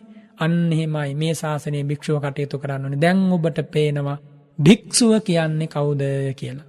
දැන් ඔබට පේනවා ස්වාමින් වහන්සේලා කවුද? දැන් ඔබට පේනවා සංඝ රත්නය කියන්නේ කවුද කියලා. ඒ වගේම ඒ ස්වාමින් වහන්සේලාගේ සෙවණේ පාසෙවණේ වැඩෙන ඔබත් මේ ගුණධර්ම වලින් යුක්ත විය යුතුයි. වාදවල පැටලෙන්න එපා, විවාදවල පැටලෙන්න එපා, තර්කවල පැටලෙන්න එපා, ඔවුනොවුන්ට ද්වේෂ කරන්න එපා, ඔවුනොවුන්ට නපුරු වචන කියා ගන්න එපා, ඔවුනොවුන් සමග විවිධ කරුණු අල්ලගෙන පැටලි එල්ලි යන්න එපා.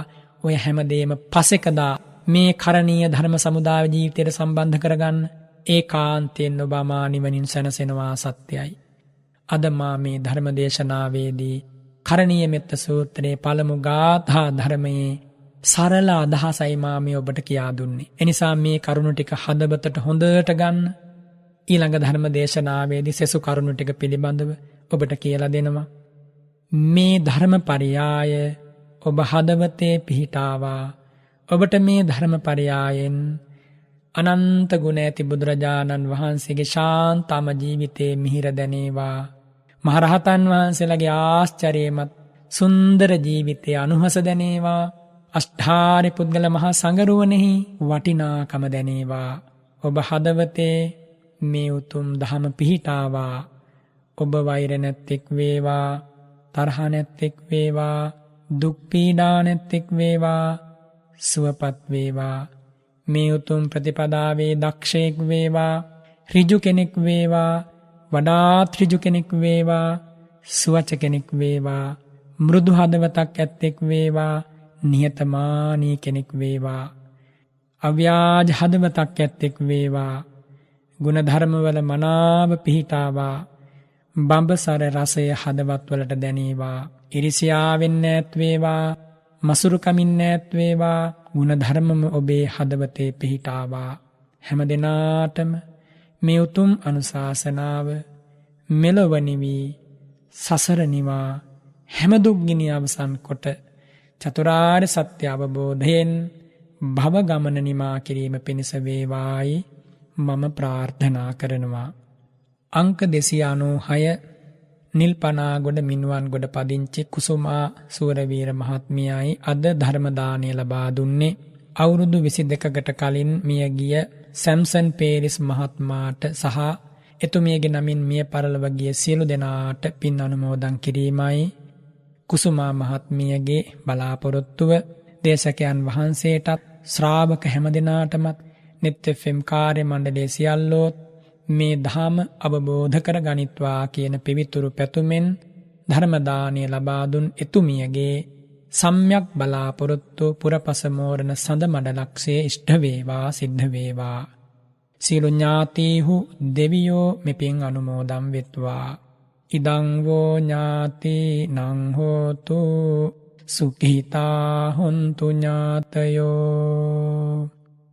ආකාසට්ඨා ච භුම්මට්ඨා දේවා නාග මහිද්దికා පුඤ්ඤන්තං අනුමෝදිත්වා චිරං රක්ඛන්තු සම්බුද්ධ ශාසනං චිරං රක්ඛන්තු සම්බුද්ධ දේශනං චිරං රක්ඛන්තු සම්බුද්ධ ශාවකන්ති.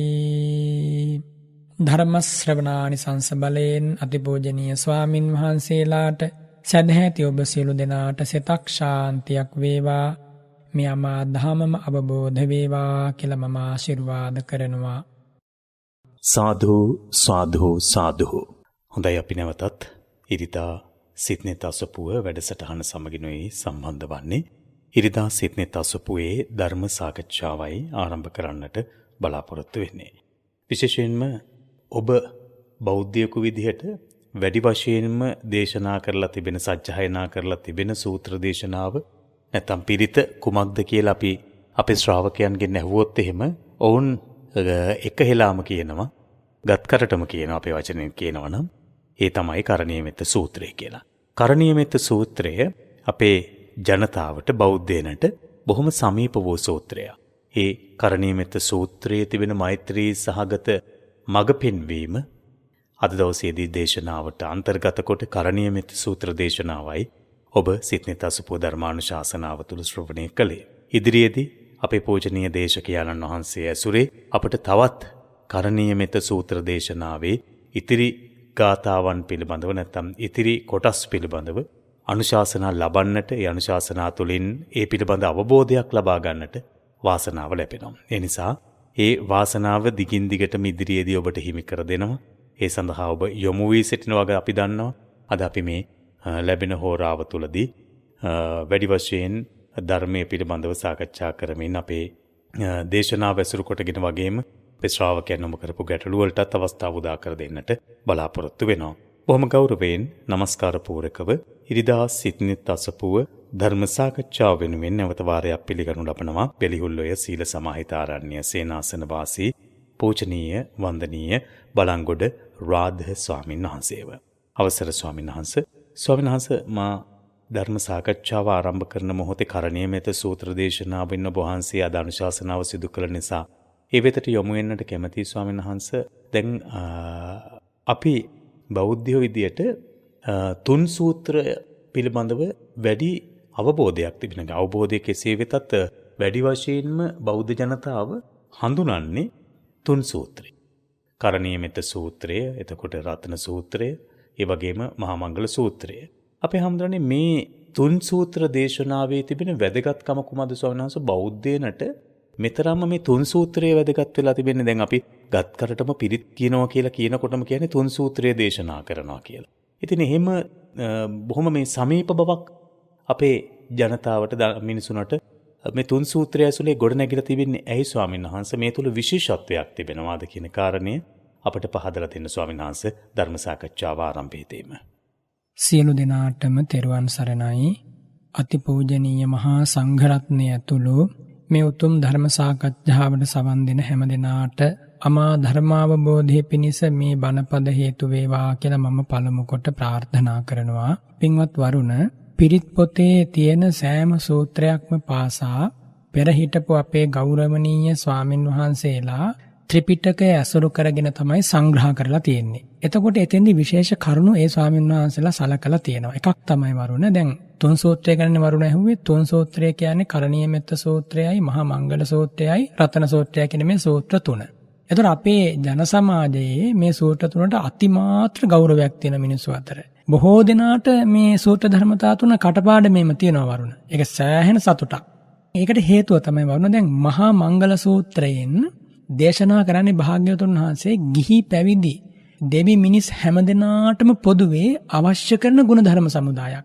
එතකොට මේ ජීවිතය තුළ ඒ ගුණධර්ම ටික තියෙනවා නම් එයා සැබවින්ම ජීවිතේ මංගල්‍යයක් උදා කරගත්ත කෙනෙක්. කාටත් සාමාන්‍ය ජීවිතය තුළ සාමාන්‍ය ජීවිතයේ ගෙවද්දි වරුණ සාමාන්‍ය ජීවිතය යහපත් වුණොත්, අර්ථාන්විත වුණොත්, පිරිසිදු වුණොත් නේ එතනින් එහාට අපට යන්න පුළුවන් වෙන්නේ.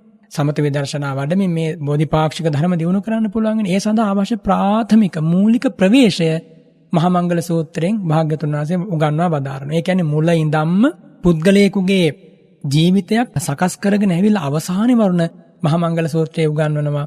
පුට්ටස්ස ලෝක ධම්මෙහි චිත්තං යස්සන කම්පති අශෝකං වේජං කේමං ඒතම් මංගල මුත්තම. ඒ කියන්නේ විරාගී මහා රහතන් වහන්සේ කෙනෙක් නම් බවට පත් වෙනකම්ම භාග්‍යවතුන් වහන්සේ මේ මහා මංගල සූත්‍රයේ කරුණ අන්තර්ගත කරලා තියෙනවා. එතකොට සාමාන්‍ය මිනිස්සෙකුට තේරෙන තැනින් පටන් අරගෙන තමයි භාග්‍යවතුන් වහන්සේ මේ විරාග නිවන දක්වාම ඒ ශ්‍රාවකයාව ප්‍රවේශ කරවන්නේ. එතකොට ඒ කාරණය මේ මහා මංගල සූත්‍රය තුළ ඉතා සංක්ෂිප්තයෙන් වගේම ඉතා අලංකාර විදිහට විසිතුරු වචනානුසාරයෙන් අන්තර්ගත කරලා තියෙනවා. ඒ නිසා මේක හරි ලේසි ජන සමාජයට ඇතුල් කරන්න. ඒ වගේම මංගල කියන වචනය බොහෝ දෙනාට බොහොම කැමති දෙයක් නේ. අවමංගල්‍ය කියන කහනට වඩා මංගල ධර්ම වලට බොහෝ දෙනා කැමතිනේ. ඉතින් ඒ නිසා කාටත් එකසේ ප්‍රයෝජනෙ ගැනීමේ හේතුව සලකලා තමයි පුරාණාචාර්යවරු මේ මහා ස්වාමීන් වහන්සේලා පිරිත් පොතට මේ මහා මංගල ධර්මය ඇතුල් කරලා තියෙන්නේ. ඒක තමයි චතුභානවාර අට්ඨකථාවේ පිළිබඳව විස්තර සපයන්නේ. ඊළඟට වරුණ රතන සූත්‍ර ධර්මය. බුදුරජාණන් වහන්සේගේ ශ්‍රාවකයා පළමු කොට කුමක්ද හඳුනාගත යුත්තේ? බුදුරජාණන් වහන්සේ කියන්නේ කවුද? ධර්මය කියන්නේ කුමක්ද? සංඝරත්නය කියන්නේ කෙබඳු පිරිසක්ද? මෙන්න මේ තෙරුවන් වහන්සේලා හඳුනා ගැනීමනේ අවශ්‍ය වන්නේ.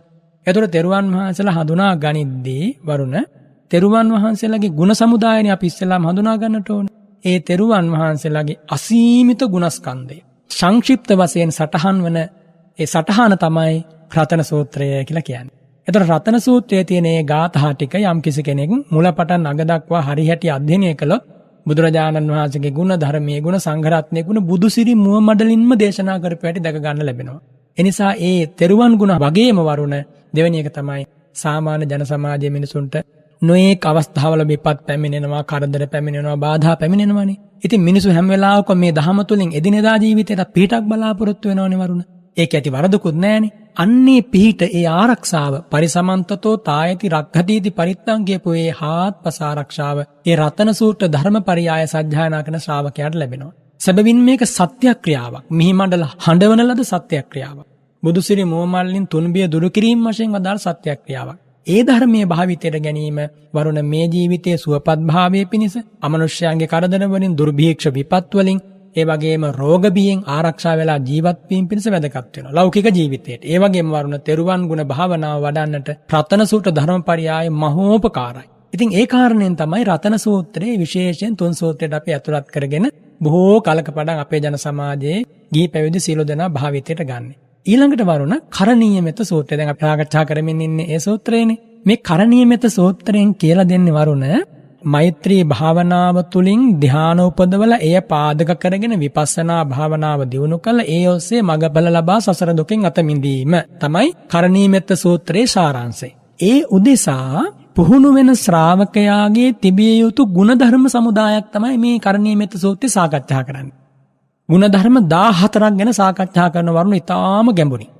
මේ ගුණධර්ම 14 නොතිබෙන්නට කිසිම ශ්‍රාවකයෙකුට වරුණ මෛත්‍රී භාවනාව පාදක කරගෙන හෝ වෙනයම් භාවනාව පාදක කරගෙන හෝ විදර්ශනාවකට යන්න බෑ. ඒ නිසා මේ ගුණධර්ම ටික මේක හරියට වරුණ මේ කරණීය මෙත්ත සූත්‍රයයි මහා මංගල සූත්‍රයයි කියන මේ ධර්මතා දෙක ආදාස මණ්ඩලයක් වගේ. ආදාස මණ්ඩලය කියන්නේ අපේ මුඛ නිමිත්ත, ශරීර නිමිත්ත මේ බලන්න පාදක කරන කණ්ණාඩියටනේ. එතකොට මෙන්න මේ කරණීය මෙත්ත සූත්‍රය සහ මහා මංගල සූත්‍ර ධර්මය අපේ ජීවිත බලන ආදාස මණ්ඩලයක් වගේ. මේ මංගල කරුණු මගේ ළඟ තියෙනවද? අම්මා තාත්තට උපස්ථාන කරනවද? ධම්ම විනයේ සැනසෙනවද? ඇසූ පිරූතෙන් හදාගෙන තියෙනවද? සුදුසු වෙලාවේ බණ ටිකක් අහනවද? සුදුසු වෙලාවේ ධර්ම සාකච්ඡාවක යෙදෙනවද? මේවන් තමයි මේ තමන් ප්‍රතිවේක්ෂා කර බලන්නේ වරුණ. ඒ වගේම තම ඥාතීන් කෙරෙහි මනා සම්‍යක් ප්‍රතිපදාවේ පිළිපදිනවද? දුස්සීල භාවයෙන් වෙන් වෙලා ඉන්නවද මම? මෙන්න බලන්න වරුණ ජීවිතේ තමන් දෙස බලන හැටි මේ ක්‍රමයක් මේ දේශනා කරන්නේ. ඊළඟට මහා මංගල සූත්‍රයේ ජීවිතයේ අධීර තුනකට බෙදෙනවා. කුඩා කාලයේ පුහුණු වෙන්න ඕනි කොටස් ටික, මැදි වයසේ පුහුණු වෙන්න ඕනි කොටස් ටික, අවසානයේ වෙනකොට එයා ඉන්න ඕනි තැන. ඒ කියන්නේ මුළු ජීවිතයට කරන මඟ පෙන්වීමක් මහා මංගල සූත්‍රයේ විතරක් ගත්තත් වරුණ. ඒ වගේම තමයි කරණීය මෙත්ත සූත්‍රය. කරණීය මෙත්ත සූත්‍රය කියන කරුණු ටික අපිට පුළුවන් උදේහවා ප්‍රත්‍යක්ෂ කරලා බලන්න. මම අවංක කෙනෙක්ද, මාන්නේ තියෙන කෙනෙක්ද, ඍජු බව මගේ තියෙනවද, උජු බව මගේ තියෙනවද? ඒ වගේම මම ලද දෙයින් සතුටු වෙලා සෑහීමකටපත් වෙලා ජීවත් වෙනවද? ඒ වගේම මම අන් අයට වෛර කරන කෙනෙක්ද? මේ තමන් දෙස බලන්න බුදුරජාණන් වහන්සේ බදාළ ධර්මපරියාය. ඒ වගේම වරුණ මේ ධර්මතා දෙක මේ කරණීය මෙත්ත ධර්මයක් මහා මංගල ධර්මයක් කියන මේ දෙකටම මහා ජීවයක් ලබා දෙන රතන සූත්‍රය උගන්වන තෙරුවන්ගේ ගුණවලින්. ඉතින් මේ සූත්‍ර තුන උදේහවා හැම ශ්‍රාවකයෙක්ම මේ වහගෙන ඉන්න ඇත්තෝ සජ්ජායනා කරන්න. දැන් අර්ථ අපිට පුළුවන් විදිහට අපි කියලා දෙනවා අර්ථ මෙනෙහි කරමින් සජ්ජායනා කරන්න. ඒ වගේම ඒක භාවනාවක් වරුණ. මේ කරණීය මෙත්ත සූත්‍රය දා භාග්‍යතුන් වහන්සේ දේශනා කරන්නේ එකක් තමයි මේ කරණීය මෙත්ත සූත්‍රය ඒ ස්වාමීන් වහන්සේලාට පරිත්තත්තංච ආරක්ෂක පිරිතක් ඇටියට පාවිච්චි කරන්න කියලා වදාලා. ඒ වගේම මෙත්තත්තංච මෛත්‍රී භාවනාවෙන් ධ්‍යාන උපදවාලීම පිණිස කරණීය මෙත්ත සූත්‍රය සජ්ජායනා කරමින් මෙහි ගුණ ජීවිතයට ගලප ගන්න කිව්වා. ඒ වගේම විපස්සනා පාදක ධ්‍යානත්තංච විපස්සනාව සඳහා පාදක ධ්‍යානයේ ලෙස මෛත්‍රිය දියුණු කරන්නත් මේක හේතු කරගන්න කියලා වදාලා. ඉතින් වරුණ මේ තුන් සූත්‍රයේ වටිනාකම අපමණයි. අපේ ස්වාමින් වහන්සේලා හැම උදෑසනකම, හැම දහවල් කාලයකම, හැම රාත්‍රී කාලයකම මේ තුන් සූත්‍රය සජ්ජායනා කරනවා. ඒ සජ්ජායනා කරන්නේ පිරිත කියලා මේ ආරක්ෂාවක්ම බලාපොරොත්තු වීමේ ශීර්ෂයෙන් නෙමෙයි. මේ ධර්මපරියාය ඒ තරමින් ජීවිතයට සමීපයි. මේ ධර්මතා ටික ජීවිතයට ගලපා නොගෙන බෞද්ධයෙක් වෙන්න බෑ කියලා කියන්න පුළුවන් වරුණ. හොඳයි, මම හිතන්නේ මේ තුන් සූත්‍රය සම්බන්ධව වහන්සේ සිහිපත් කළ ආකාරයටම බෞද්ධ ජනතාව අතර නොදන්නා කෙනෙක් නැහැ. වැඩි වශයෙන්ම දේශනා කරන සජ්ජායනා කරන පිරිත් සූත්‍ර දේශනාවන්. ඒ වගේම ඔබ වහන්සේ කිව්වා වගේ දැන් සෝනස් අපි ඇත්තට මෙහි අර්ථයට වඩා අර ඔබ වහන්සේගේ ආරක්ෂක පිරිතක් විදිහට මේකෙන් අපිට ආරක්ෂාවක් ලැබෙයි, රැකවරණයක් ලැබෙයි, අපිට ශාන්තියක් ලැබෙයි, හිතේ සැනසීමක් උදා වෙයි, තියෙන ප්‍රශ්න යටපත් වේවි කියන අර්ථයෙන් තමයි මේ තුන් සූත්‍රය දේශනා කරන්නේ. ඉන් එහා ගිය අවබෝධයක් අපේ ශ්‍රාවක පින්නතුන්ට ලබා දෙන්නට තමයි. ඒ තුල තිබෙන්නා වූ අර්ථය විමසා බලා දැනගෙන නුවණින් මෙනෙහි කරන්නට, විමසන්නට අවස්ථාව උදා කර දෙන්නට තමයි මේ සූත්‍ර දේශනාවන් තුල අද දවසේදී කරණීයමෙත සූත්‍ර දේශනාව විවරණය කරන්නට අපේ හාමුදුරන් වහන්සේ යෙදුනේ.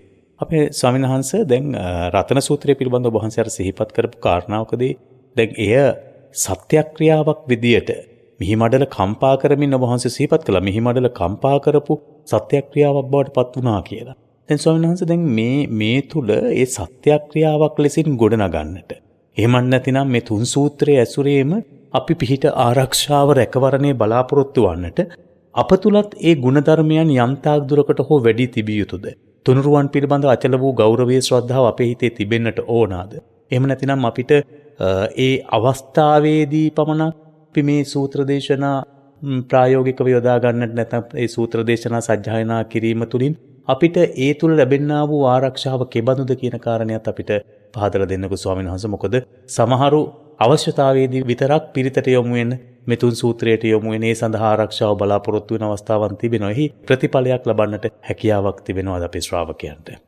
වරුණ මිනිස්සු ජීවිතේ දුකක් විපතක් ඇති වෙච්ච වෙලාවේදී හෝ මේ රතන සූත්‍රාදී ධර්මපරයායන සජ්ජායනා කරන්න ඉදිරිපත් වෙන එක එසේ ඉදිරිපත් නොවීමට වඩා හොඳයි. වෙන වෙන මිත්‍යා දෘෂ්ටීන් පස්සේ යනවට වඩා වරුණ තේරුම දැනගෙන වේවා නොදැනගෙන වේවා මේ සජ්ජායනා කරන්නේ තෙරුවන් ගුණනේ. එතකොට මේ මිනිස්සයාට ඒකාන්තයෙන් සාන්තියක් සැලසෙනවා වරුණ. ශ්‍රද්ධාවෙන් මේ බුදුරජාණන් වහන්සේ මිහිමඩල හඬවාලමින් මේක සත්‍යයි කියලා වදාළ ධර්මපරයායක් යම් ශ්‍රාවකෙක් සජ්ජායනා කරනවා නම් මේ බුද්ධෝත්පාද කාලය තුල තථාගතයන් වහන්සේගේ ශාරීරික ධාතුන් වහන්සේලා මේ මිහිමඩල කොච්චර වැඩ ඉන්නවද? එනිසා එහෙම හරි කරන කෙනාට ඒකාන්තයෙන් ඒ දුක විපත මගහරවා ගන්න පුදුමාකාර දැවැන්ත හයියක් ලැබෙනවා. නමුත් ඒ විපත හෝ ඒ දුක හෝ ඇවිල්ලා තියෙන තත්වේ මගහැරෙනවා වරුණ කොහොම හරි. හැබැයි එපමණකින් සෑහීමකටපත් වෙන්න බෑ. මේකේ සැබෑ පහළය නෙලා ගන්න නම් මේ උගන්වන ධර්මපරයායන් තම හදවත තුලත් යම් පමණකින් හෝ පිහිටුවා ගන්නට ඕන. එනිසා මේ දැන් අපි හිතමුකෝ වරුණ දැන් රතන සූත්‍රය දේශනා කරද්දී යං කිංච විත්තං ඉදවා හුරංවා සග්ගේසුවායන් රතනම් පණීත. මෙන්න මේ පදේ අපි සජ්ජායනා කරනවා කියලා හිතන්න. එතකොට එයා දැනගන්නට ඕන මේ මහ පොළවේ, මහ සාගරයේ, අහස් කුසේ, ඒ වගේම වෙන යම් ග්‍රහලෝකවල කොතනක හෝ යම් වටිනා මිනිරුවනක් වේනම් ඒ මිනිරුවන් අතර බුදුරජාණන් වහන්සේ නම් වූ සම්බුද්ධ රතනය හා සම රතනයක් නැහැ කියලා බුදු සිරිමු මඩලින් මේ වදාරන්නේ. නනෝ සමංගත්ති තථාගතේන ඉදම්පි බුද්ධේ රතනම් පණීතම්. මෙන්න මේ කාරණේ බුදුරජාණන් වහන්සේගේ අනුත්තර ගුණයක්. මේක සත්‍යයක්. ඒ තේන සත්‍යේන සුවත්ති හෝතු.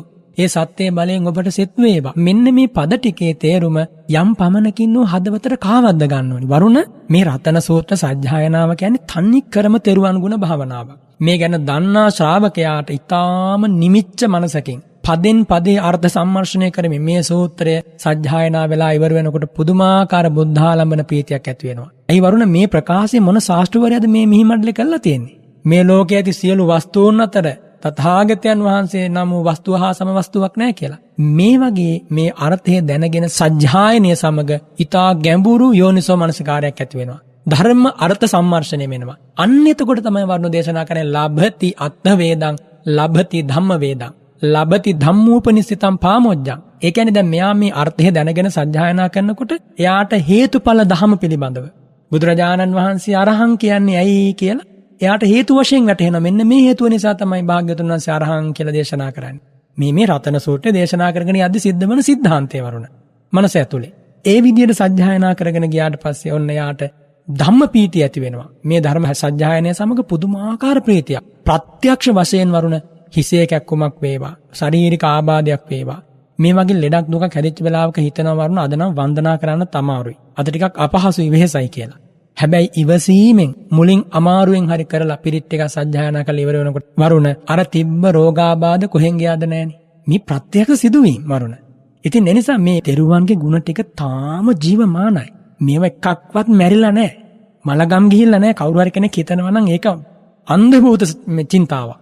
කෙනෙකුට කරන්න පුළුවන් නම් මේක අර්ථ දැනගෙන උදේ හවා වරුණ රතන සූත්‍රයයි මහා මංගල සූත්‍රයයි කරණීය මෙත්ත සූත්‍රයයි අර්ථ දැනගෙන ශාන්ත හඬකින් සජ්ජායනා කළොත් එයා හොඳ භාවනාවක් කරන කෙනෙක්. අනිත් පැත්තට ධර්ම සජ්ජායනයේ භාවනාවක්. පිරිත කියන්නේ නිවන් දොරටුවක් විවර කර ගැනීමක් විමුක්ත ආයතනයක්. එතකොට මේ එකම දෙයක්වත් අහ කියන්නේ නැහැ වරුණ. එහෙමයි සයන්ස. ඒ නිසා අර්ථ දැනගෙනම සජ්ජායනා කරන්න ඔබ මෙහි අර්ථය ඉගෙන ගන්න. වරුණ බෞද්ධයෙක් හැටියට තුන් සූත්‍රයේවත් පදගතාර්ථය දන්නේ නැත්නම් ඒක ලැජ්ජාවට කාරණයක් නෙමෙයිද? මේ ලෝකෙ මිනිස්සු නොයේක් විදිහේ එලවටත් නැති මෙලවටත් නැති දේවල් ඔළුවේ පුරවාගෙන ඒ වෙනුවෙන් නිදි මරාගෙන කටපාඩමේ තබාගෙන විඳින දුක පේන්නේ නැද්ද? ඉතින් අපිට මෙච්චර පිවිතුරු ධර්මපරයයක් අපේ හදවතේ පිහිටුවා ගත්තොත් මැරෙන වෙලාවෙක කොච්චර අනුග්‍රහයක් තියෙනවද? අපට කියවෙනවා මරුණ මේවා. මරණාසන්න සමයේදී කෙඳිරි ගගා හරි කියන්න තියෙන්නේ මෙච්චරයි. ඒ නිසා මේ ධර්මපරයයන් මේ විශේෂයෙන් කරණීය මෙත්ත සූත්‍රය වගේ ධර්මපරයයක් වරුණ පදෙන් පදේ අර්ථ දැනගන්න ඕනි. මේ ගාථාව කියවෙනකොටම පාලියෙන් සිංහල අදහස එයාට විතර්ක වශයෙන් හිතට එන්නේ මේකෙන් කියන්නේ මේකයි කියලා. එහෙම වුණොත් තමයි මේක වඩාත් ඵලදායක වෙන්නේ. සජ්ජායනා කළ අවසන් වෙනකොට වරුණ අස්පනා පිට මානසික සැනසීම, කායික සැනසීම, තමන් ඉන්න හිටින තැන හරියට තපෝවනයක් වගේ වෙනවා වරුණ. තපෝ භූමියක් වගේ වෙනවා. ඒ තරමින් සාන්ත ධර්මපරයයක්. හොඳයි. මං හිතන්නේ පිරිත ගැන ඇත්තටම අපි දැනගෙන හිටියේ කුමක්ද? මොනවාද? සමහරුන්ට ධර්මයේ පිළිබඳ ඒමට වුවමනාවක් තිබුණත් සමහර වෙලාවට ඒ වුවමනාව තමන්ගේ අවශ්‍යතාවයට පමණක් සීමා වෙනවා. බොහොම මේ පටුයි. තමන්ගේ අවශ්‍යතාවය මත තමයි ධර්මයේ තීරණය කරන්නේ. හැබැයි එහි පිළිබඳව හරියට විවරණය කරලා දුන් විට, එහි ඇති වටිනාකම පහදලා දුන් විට, එහි ඇති අර්ථය අපට හඳුනා ගන්නට පුළුවන්කමක් ලැබුණු විට ඒ සදා සත්‍ය වශයෙන්ම ඔබගේ ජීවිතයේ ධර්මයට ඒම තවත් ප්‍රමාද කළ යුත්තේ ඇයි කියලා අපිට නැවත හිතෙනවා. අපි දැන් ඇවිල්ලින ප්‍රමාණය ප්‍රමාණවත්ද කියලා නැවත හිතෙනවා. අපි ඉක්මනින්ම යහුසුලුව මේ ධර්මයට ඒමේ වටිනාකම කොච්චර වටිනවද කියලා අර හිතට අපි එකඟව කතා කළොත් එහෙම කියන්නේ මේ අනේ පුළුවන් තරම් ඉක්මනට දැන් නම් ධර්මයට එන්න ඕන මේ තියෙන தത്വෙත් එක්ක යන්නේ හිම හැඟීමක් ඇති වෙනවා. මම හිතන්නේ සිත්නේ තසපුවේ ලැබෙන්නේ ඒ දෙයම තමයි ඔබට පින්නතුනේ. අපේ පූජනීය බලංගොඩ රාද ස්වාමීන් වහන්සේ මේ කාරණා පැහැදිලි කරලා තින්නේ. උන්වහන්සේගේ දැනුවත් භාවයත් ඇති වෙනවා. සහ උන්වහන්සේට ධර්මයේ නැවත නැවත දේශනා කිරීම තුළ මහා කුසලයක් රැස් වෙනවා. ඊටත් ඔබට ගිහිල්ලා ඔබට අපට අපි අසරණ වෙලා ඉන්න මේ සමාජයෙන් ඒ අසරණ භාවයෙන් මිදෙන්නට තිබෙන අවස්ථාව තමයි ධර්මය. සමහරු හිතන් ඉන්නවා නීතියෙන් රැකවරණය, විවිධ දේවල් වලින් රැකවරණය. ඒ රැකවරණය කොතෙක්ද කියන කාරණේ ධර්මය ඇහුවට පස්සේ පැහැදිලි වෙනවා. මේ සසරේ බය දකින්නට අපව පොළඹවාලන, සසරේ තිබෙන ආදීනව හඳුනා ගන්නට අපව පොළඹවාලන. ඒ වගේම මේ ලැබිච්ච මනුෂ්‍ය ජීවිතයේ ඉක්මනින්ම ප්‍රතිඵලයක් ලබාගෙන මේ තත්වෙන් මිදෙන්නට තිබෙන මාර්ගය අපට පහදලා දෙන ධර්මයේ තමයි මේ ඔබ ශ්‍රවණය කරන්නේ. ස්වාමීන් වහන්සේ, එතකොට අපි වහන්සේ දේශනාවේදී සිහිපත් කරපු කාරණාවක් ඔබ වහන්සේ කෙටියෙන් පැහැදිලි කිරීමක් කළා. මට හිතෙනවා තව ටිකක් විස්තරානුගතව දැනගත්තොත් එහෙම හොඳයි කියලා ස්වාමීන් වහන්සේ. දැන් මමත් අහලා තියෙන අපේ දේශනාවලදීත් ඇතම් ස්වාමීන් වහන්සේලා දේශනා කරලා තිබෙනවා අත්ත කුසල් කියන කාරණේ. ස්වාමීන් වහන්සේ, අත්ත කුසලයේ කියන්නේ ස්වාමීන් වහන්සේ තව ටිකක් අපිට විවරණය කරලා දෙන්නකෝ, පැහැදිලි කරලා දෙන්නකෝ. අත්ත කුසල් කියලා හඳුන්වා දෙන පතිය පිළිබඳව මේ කරණීය මෙත සූත්‍රයේ ඇසුරේ පිළිබඳව විටින් විට දේශනාවන් වෙනවා. හැබැයි අපිට පැහැදිලි අවබෝධයක් ලැබුණේ ඔබ වහන්සේ අද දවසේදී යම් තාක් දුරකට හෝ පැහැදිලි කරන්නට යෙදුණා. මම හිතන්නේ ධර්ම සාකච්ඡාවේ තව කෙටි වේලාවක් හෝ අරගෙන අත්ත කුසල් කියන කාරණේ පැහැදිලි කරලා දුන්නොත් හොඳයි කියලා මට හිතෙනවා. ඔව් පින්වත් වරුණ, බුදුරජාණන් වහන්සේ වදාරනවා අත්ථ කුසලේන සහ අනත්ථ කුසලේන කියන මේ කාරණා දෙක.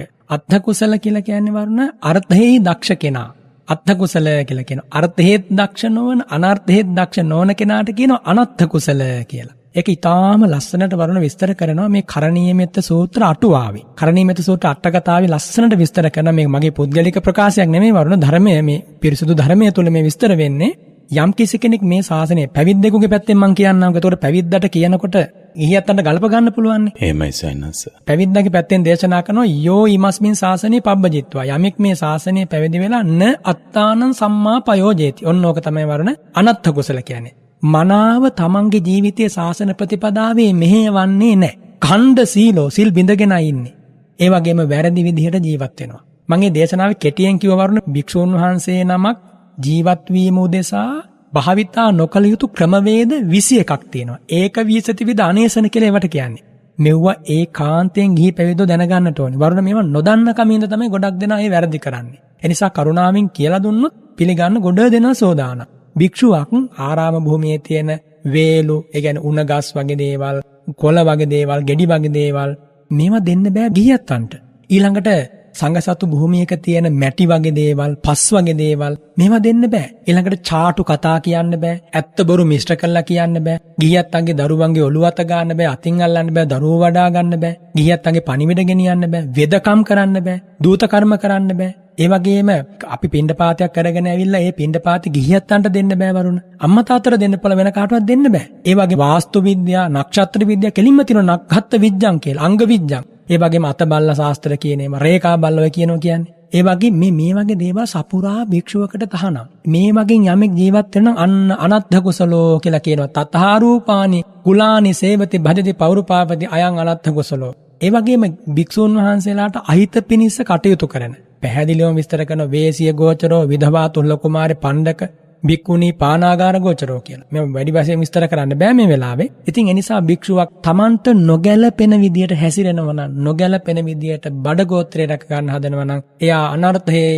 යෙදෙන කෙනෙක්. අනර්ථ කුසලයා කියලා කියන්නේ යාට. ඊළඟට අත්ථ කුසල. දැන් කරණීයමෙත සූත්‍රයේ තියෙනනේ කරණීය මත්ථ කුසලේන කියලා. එතකොට ඒකෙන් බුදුරජාණන් වහන්සේ දේශනා කරන්නේ කරණීයං අත්ථ කුසලේන යන්තං සන්තං පදං අபிසමෙච්ච. යං තං යම් ඒ සන්තම් පදං ශාන්ත පදයක් අபிසමෙච්ච අවබෝධ කරමින් විහරිතු කාමේන වාසය කරනු කැමැත්තා වූ මාගේ ශ්‍රාවකයා විසින්. තේරුණානේද වරුණට ඒ කාරණේ? එහෙමයි සයන්ස. කරණීයං යමක් කළ යුතුයි නම් ඒ දේ අප්‍රමාදීව කළ යුතුයි. කුමක්ද කළ යුත්තේ? මෙන්න මේ ආර්ය අෂ්ටාංගික මාර්ගය නම් ප්‍රතිපදාව. ඔන්නෝක තමයි පළවෙනි ගාථාවේ වරුණ පළවෙනි පදයේ තේරුම. කරණීය මත්ත කුසලේන යන්තං සන්තං පදං අபிසමෙච්ච. බලන්න පද කීයද තියෙන්නේ? නමුත් අර්ථය කොච්චර ගැඹුරුද කියලා. ඔබ නිකන්වත් හිතුවද මේ පදේ මෙච්චර ගැඹුරු අර්ථයක් තියෙනවා කියලා? අදිසීල, අදිචිත්ත, අදිප්‍රඥා සංඛ්‍යාත ප්‍රතිපදාවට කියනවා අත්ථෝ කියලා. එහි දක්ෂ කෙනාට කියනවා අත්ථ කුසල කියලා. දැන් ඔබට තේරෙන්නේ කවුද අත්ථ කුසල කියන්නේ? මේ ධර්ම මාර්ගය තුල දක්ෂයා. වරුණ ඒ දක්ෂයා මෙහෙම දෙයක් දැනගන්නවා. අපි හිතමුකෝ වරුණ මේ ප්‍රතිපදාවේදී යම් තැනක සීලය බිඳුණා කියලා ප්‍රමාද දෝෂයක් නිසා. ඒ සීලය වහාම නගා සිටුවා ගන්න ක්‍රමය දන්න කෙනාට අත්ථ කුසල කියලා කියනවා. හැබැයි ඒ බිඳිච්ච සීලය සිල් බිඳුණා කියලා දන්නෙත් නැහැ. ඒ සීලය පිරිසුදු කරගන්නේ කොහොමද කියලා දන්නෙත් නැහැ. ඒ උදෙසා කිසිම උවමනාවක් නැහැ. ආන්නේ කෙනාට කියන වරුණ අනත්ථ කුසලය කියලා. ඉතින් ඒ නිසා මේක තවදුරටත් ගැඹුරින් විස්තර කරනවා. ලස්සනට උපමා අනුසාරයෙන් දේශනා කරනවා. චාරිකම් පටිච්ච ආදාසෝ, උක්කාමුකම් පටිච්ච ජාත රූපං. අලු නිසා කණ්ණාඩියක් පිරිසුදු වෙනවා. ඒ වගේම රන්ටිදී පිරිසුදු කරන්න එක එක ಜಾති තියෙනවා. මේ විදිහට තථා ඥානම් පටිච්ච සීලං. ප්‍රඥාව නිසා සීලය පිරිසුදු වෙනවා. ඉන් අනතුරුව ඒ ඥානය නම් වූ ජලයේ ඥානෝදකේන දෝවන්තෝ සීලං පරිශෝධාපේත්. ඥානය නම් වූ දියෙන් පිරිසුදු කරගෙන යා තම ඥානයමයි ඉදිරියට දියුණු කරන්නේ. සීලය නම් වූ දියෙන් පිරිසුදු කරගෙන මෙන්න මේ විදිහට වරුණ ඉතා පැහැදිලි ප්‍රතිපදාව ගැන ඒ ප්‍රතිපදාවේ මුලැමැදාග හරියට දන්නා කෙනාට තමයි අත්ථ කුසල කියලා කියන්නේ. අත්ථෝ කියලා කියන්නේ කුමක්ද? ප්‍රතිපදාව. මොන ප්‍රතිපදාවද? ආර්ය අෂ්ටාංගික මාර්ගය නම් වූ ප්‍රතිපදාව. එනිසා තේ ඉමස්මින් අත්තේ අත්ථ කුසලාති අධිප්පේතා. මේ ශාසනයේ අත්ථ කුසල කියලා ගන්නේ සීලය කවදා හෝ දවසක හැරිලා බලද්දි මගේ සීලය මට චෝදනා කරන්නේ නැති තත්වයෙන් මම දියුණු කළා. ඒ වගේම මං මේ ජීවිතයේ අවසාන මොහොත දක්වාම බුදුරජාණන් වහන්සේ පා කියපු දෙයක් කළේ නෑ. කරන්න කියපු දේ ශක්ති පමණින් කරාගෙන ඔන්න ඔය අව්‍යාජ හැඟීම හදවතේ ඇති කරගෙන මැරෙන්න පුළුවන් නම් අන්න යා තමයි අත්ථ කුසලයා කියලා කියන්නේ වරුණ. එහෙමයි සයන්ස. එතකොට දැන් කුසල් කියන කාරණාවත් අපිට දැන් සාමාන්‍යයෙන් අපි අහලා තියෙන විදිහට කුසලය කියන්නේ කුසලතාවය, හැකියාව, දක්ෂතාවය කියලා අර්ථ ගැන්වෙනවා. සෝනහස එතකොට ධර්මයේදී මේ අර්ථයෙන්ද කුසලය කියන එකත් විවරණය කරලා තිබෙන සෝනහස එතකොට විවිධ හැකියාවන් තිබෙනවා හොඳට වගේම නරකටත්. ඔබ වහන්සේ අර සිහිපත් කළා වගේ අත්ථ කුසල් වගේ අනත්ථ කුසල් කුසලයේ වගේ එහෙම වෙන් කිරීමක්ද ඒ තුල සිහිපත් කියන නැත්නම් කුසලය කියලා ධර්මයේදී වෙනමම විවරණයක් තියෙනවා ස්වාමීන් වහන්සේ කුසල් කියන කාරණේ සම්බන්ධව. වරුණ බුදුරජාණන් වහන්සේ විභජ්‍යවාදී ශාස්ත්‍රඥ වහන්සේනේ.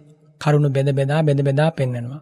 එතකොට මේ කුසල කියන පදයට ආකාර කිහිපයකින් භාග්‍යවතුන් වහන්සේ සිරිමෝ මඩලින් අර්ථ වදාරනවා. සාමාන්‍යයෙන් කුසල කියන පාලි වචනයේ තේරුම තමයි හැකියාවෙන් යුක්ත කෙනා. යමකට යම් හැකියාවක් තියෙනවා නම් ඒන් යුක්ත කෙනා දක්ෂයා කියලා කියන්න පුළුවන් කුසල කියන වචනේ සාමාන්‍ය තේරුම.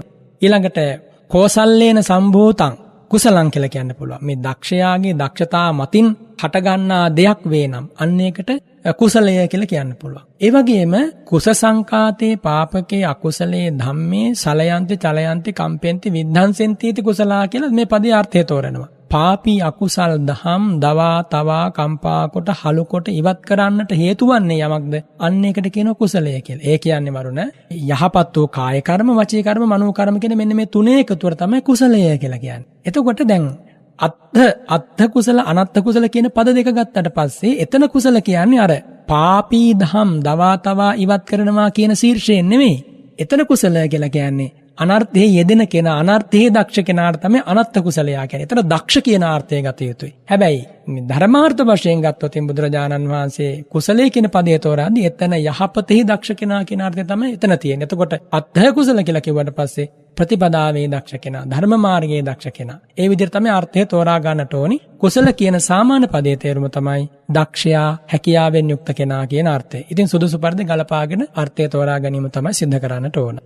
හොඳයි. ස්වාමීන් වහන්සේ ඔබ වහන්සේ දේශනාවේදී තවත් කාරණා එකින් එක කර්ණීයමෙත සූත්‍රයේ මුල් ගාථාවේ ඇති පදයන් විග්‍රහ කරන්නට යෙදුණු තැනකදී දේශනා කරන්නට යෙදුණු කාරණා ඇසුරේම දැන් ඇවැද්දසීම පිළිබඳව ඔබ වහන්සේ සිහිපත් කළ එක් අවස්ථාවකදී ස්වාමීන් වහන්සේ ඇවැද්දසීම කියන්නේ පාපොච්චාරණයක්ද නැත්නම් තවත් ස්වාමීන් වහන්සේ නමකින් උපදෙස් ලබා ගැනීමද අපේක්ෂාව මේක අත්‍යවශ්‍ය දෙයක්ද අවංකභාවය සනාත කරන්නට කරන දෙයක්ද පව් සමා කර ගැනීමට කරන දෙයක්ද ගී අපට මේන් ලබා ගන්නට පුළුවන් ආදර්ශය කුමක්ද ස්වාමීන් වහන්සේ? ඔව් වරුණ මේ ඇවැද්දසීම අදාළ වෙන්නේ උපසම්පදා ස්වාමීන් වහන්සේලාට පමණයි.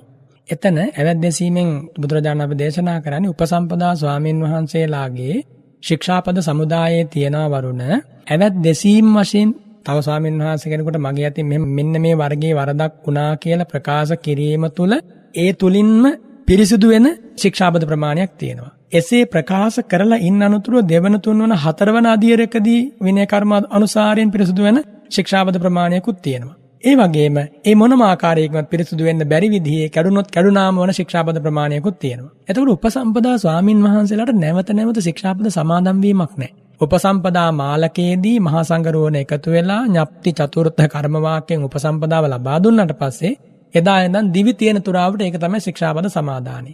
එහෙම වෙද්දී යම් යම් ශික්ෂාපද කැඩෙන්නට පුළුවන්. අන්නේ කැඩුනට පස්සේ ප්‍රතිකර්ම කිරීම වශයෙන් තමයි මේ ඇවැද්දේසීම කියන කාරණේ බුදුරජාණන් වහන්සේ දේශනා කරන්නේ. මේක වරුණ පාපෝච්චාරණයක් නෙමෙයි. පාරිශුද්ධිය පිණිස අනුගමනය කරනු ලබන උත්තම විනය කර්මයක්. එක පැත්තකින් එතෙන්දී මගේ අතින් මෙහෙම වරදක් සිද්ධ වුණා කියලා තව උපසම්පදා ස්වාමීන් වහන්සේ කෙනෙකුට ප්‍රකාශ කරනවා. එහෙම නැත්නම් සංඝයා වෙතම ගිහිලා ප්‍රකාශ කරනවා. එතකොට මේ ස්වාමීන් වහන්සේ හෝ ඒ සංඝයා අහනම "ඇවැත්නි ඔබ මේ වරද දකින්නවද? ඔබ අතින් මෙහෙම වරද සිද්ධ වෙනා කියලා ඔබ ප්‍රකාශ කරන ඔබේ වැරද්ද මුලැමැදාග දකින්නවද හරියාකාරව?" "ආම භන්ති පස්සාමි." "එහෙමයි ස්වාමීනි මම මේ වැරද්ද දකින්නවා." ඊට පස්සේ ආය නැවත අහනවා මේ ස්වාමීන් වහන්සේ "ආයතින් ආවුසෝ සංවරෙය්‍යාසි." "ආයතින් භන්ති සංවරෙය්‍යාසි." ඔබ නැවත ඒ වරද සිදු නොවන විදියට මේ මොහොතේ පටන් හික්මෙනවද සංවර වෙනවද? "සාදු සුට්ටු භන්ති ආයතින් සංවරිස්සාමි" කියලා ප්‍රතිඥාවක් දෙනවා. "ස්වාමීනි ඒකාන්තෙන් මේ මොහොතේ මේ ඇසිල්ලේ පටන් මම සංවර වෙනව නැවත ඒ වරද කරන්නේ නැහැ." ආන්න එතනින්ම ඒ වරද සිද්ධ වූ වරදට නැත්නම් ඒ සිද්ධ වෙච්ච ශික්ෂාපදේ කැඩිච්ච එක පිරිසුදු වෙනවා. ඒක නැවත ඒ ශික්ෂාපදේ පිහිටනවා. ඉතින් ඔන්න ඕකට තමයි ඇවැද්දසීම කියලා කියන්නේ. ඇවැත් කියන වචනේ තේරුම තමයි වරුණ වරද කියන එක. වරද කියන එක. ඒතකොට ඇවැද්දසීම කියලා කියන්නේ මේ වරද ගැන තව ස්වාමීන් වහන්සේ කෙනෙක් දැනුවත් කිරීම. ශාසන ප්‍රතිපදාව වරුණ හරි විවෘතයි. විවටෝ විරෝචති නෝ පටිච්චන්නෝ සුජන්න මතිවස්සති.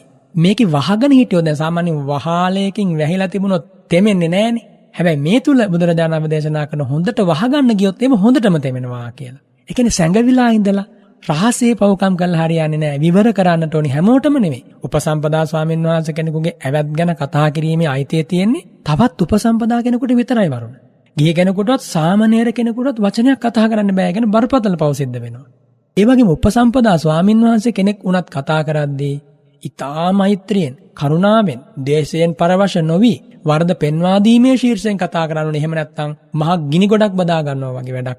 හාත්පසින් පිච්චෙන්න පුළුවන්. ඉතින් එනිසා මේ උපසම්පදා ස්වාමීන් වහන්සේලාගේ සහ භික්ෂුණීන්ගේ පාරිශුද්ධිය පිණිස තියෙන ක්‍රමවේදය තමයි ඇවැද්දසීම කියලා භාග්‍යතුන් වහන්සේ දේශනා කරන්නේ. ඒකම තමයි වරුණ ගිහියත් පන්සිල් සමාදන් වෙන්නේ. නැවත නැවත සීල පාරිශුද්ධිය පිහිටන්නේ.